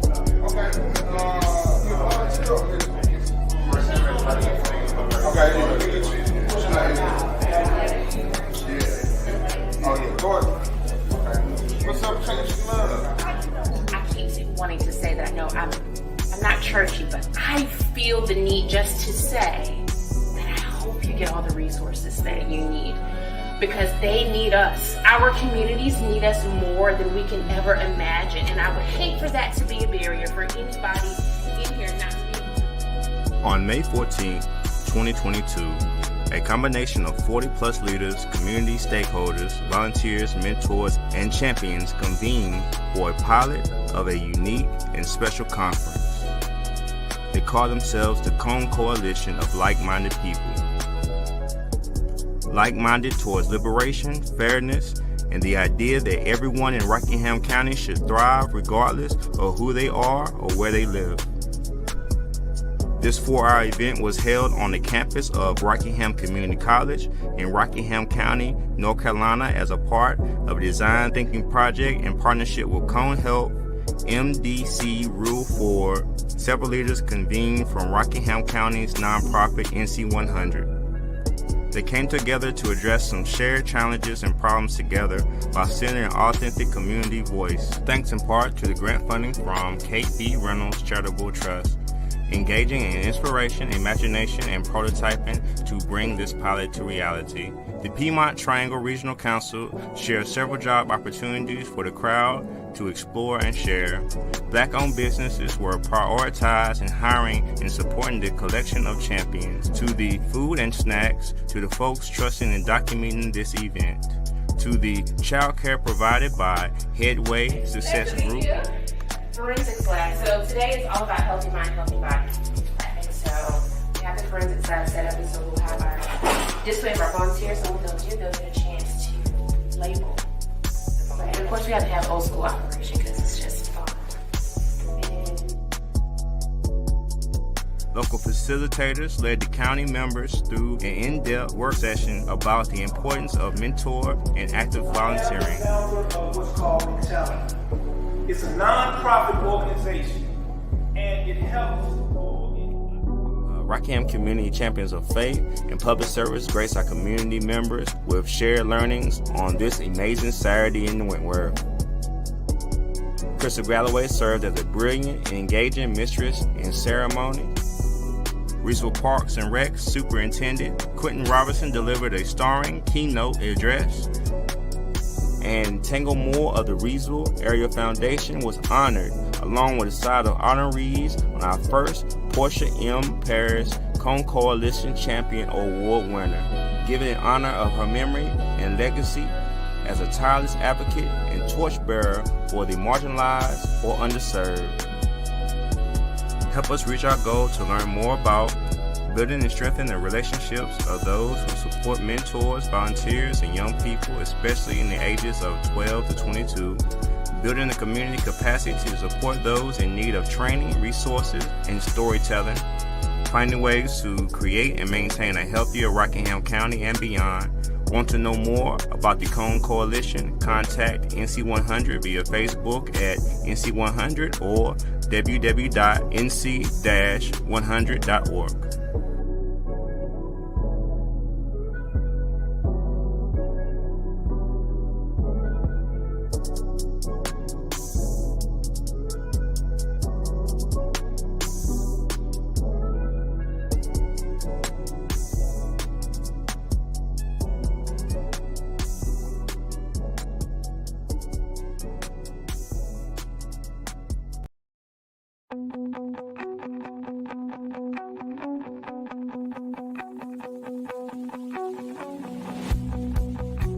I am Black Business.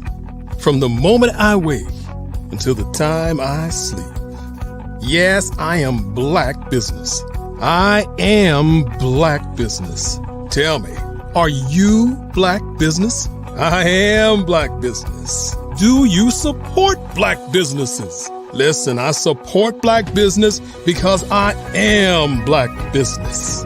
Black Business Expo, one of the largest business showcases in the history of Black business in the world.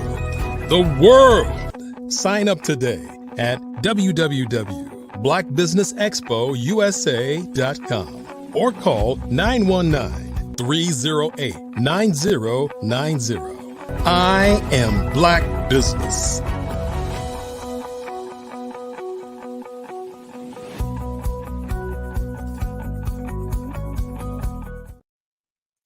Good morning, business owners, entrepreneurs, and thought leaders in corporations. Welcome to the Black Business Network. My name is Carrie Jackson, and I am your business moderator for this morning on the Black Business Network. The Black Business Network is a 24-hour business network showcasing Black businesses, business owners, entrepreneurs, and thought leaders worldwide. We have speakers from North Carolina, California, London, Singapore, Africa, Japan, and cities all over the United States. The Black Business Network is a global community sharing its business knowledge to empower, inspire, and educate businesses about business. I will be your speaker for this morning. And just a little bit about me. I am a veteran in the United States Army, and I have over 20 years of experience with information systems management. I guess you could say that I'm also a senior entrepreneur, a serial entrepreneur. I have different ventures. My latest project has been a nonprofit organization called A Grateful Heart Abounds, which aims to help at-risk individuals and bridge the gap between the local community, government, and nonprofit organizations, so that we can together as a collective empower others that are at risk, and they can start to develop strategies to become more resilient. Also, I have a joint partnership with Christina Algures, and that is Inkblot Strategic Consulting. We birthed that basically off of our political campaigning and political marketing. So at the heart of the matter, I guess, I would say that I'm passionate about helping other businesses develop their brand and to, I guess, hone in on the importance of having a well-established brand, to discuss about the importance of the integrity and authenticity that is found through, or that other people are actually looking when they are looking for your brand. Oh my gosh. I am a contributing author in the book, The Extraordinary Makeover, Hidden Expressions of the Everyday Woman. The book is featured around encouraging everyday women based off of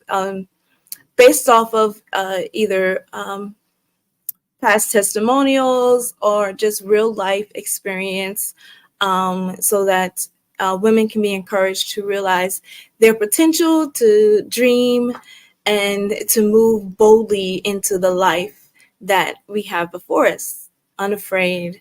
I am a mother of one. She is beautiful and doing great things. So and so I also do marketing. Subtle Touch Marketing is the name of the service.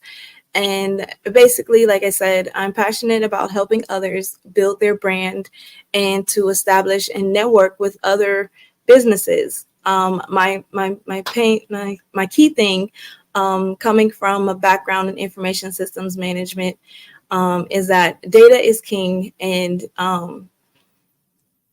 that you don't know what you don't know, but there is always a resource out there to help you. And then sometimes there is power in connections. Actually, it's not sometimes, but there is power in connections. So when you're building networks and as you're building bridges, and it's very funny because in the communication world, that's actually what's used, bridges, tunnels, the same thing in actual physical structure. So the physical structure that is needed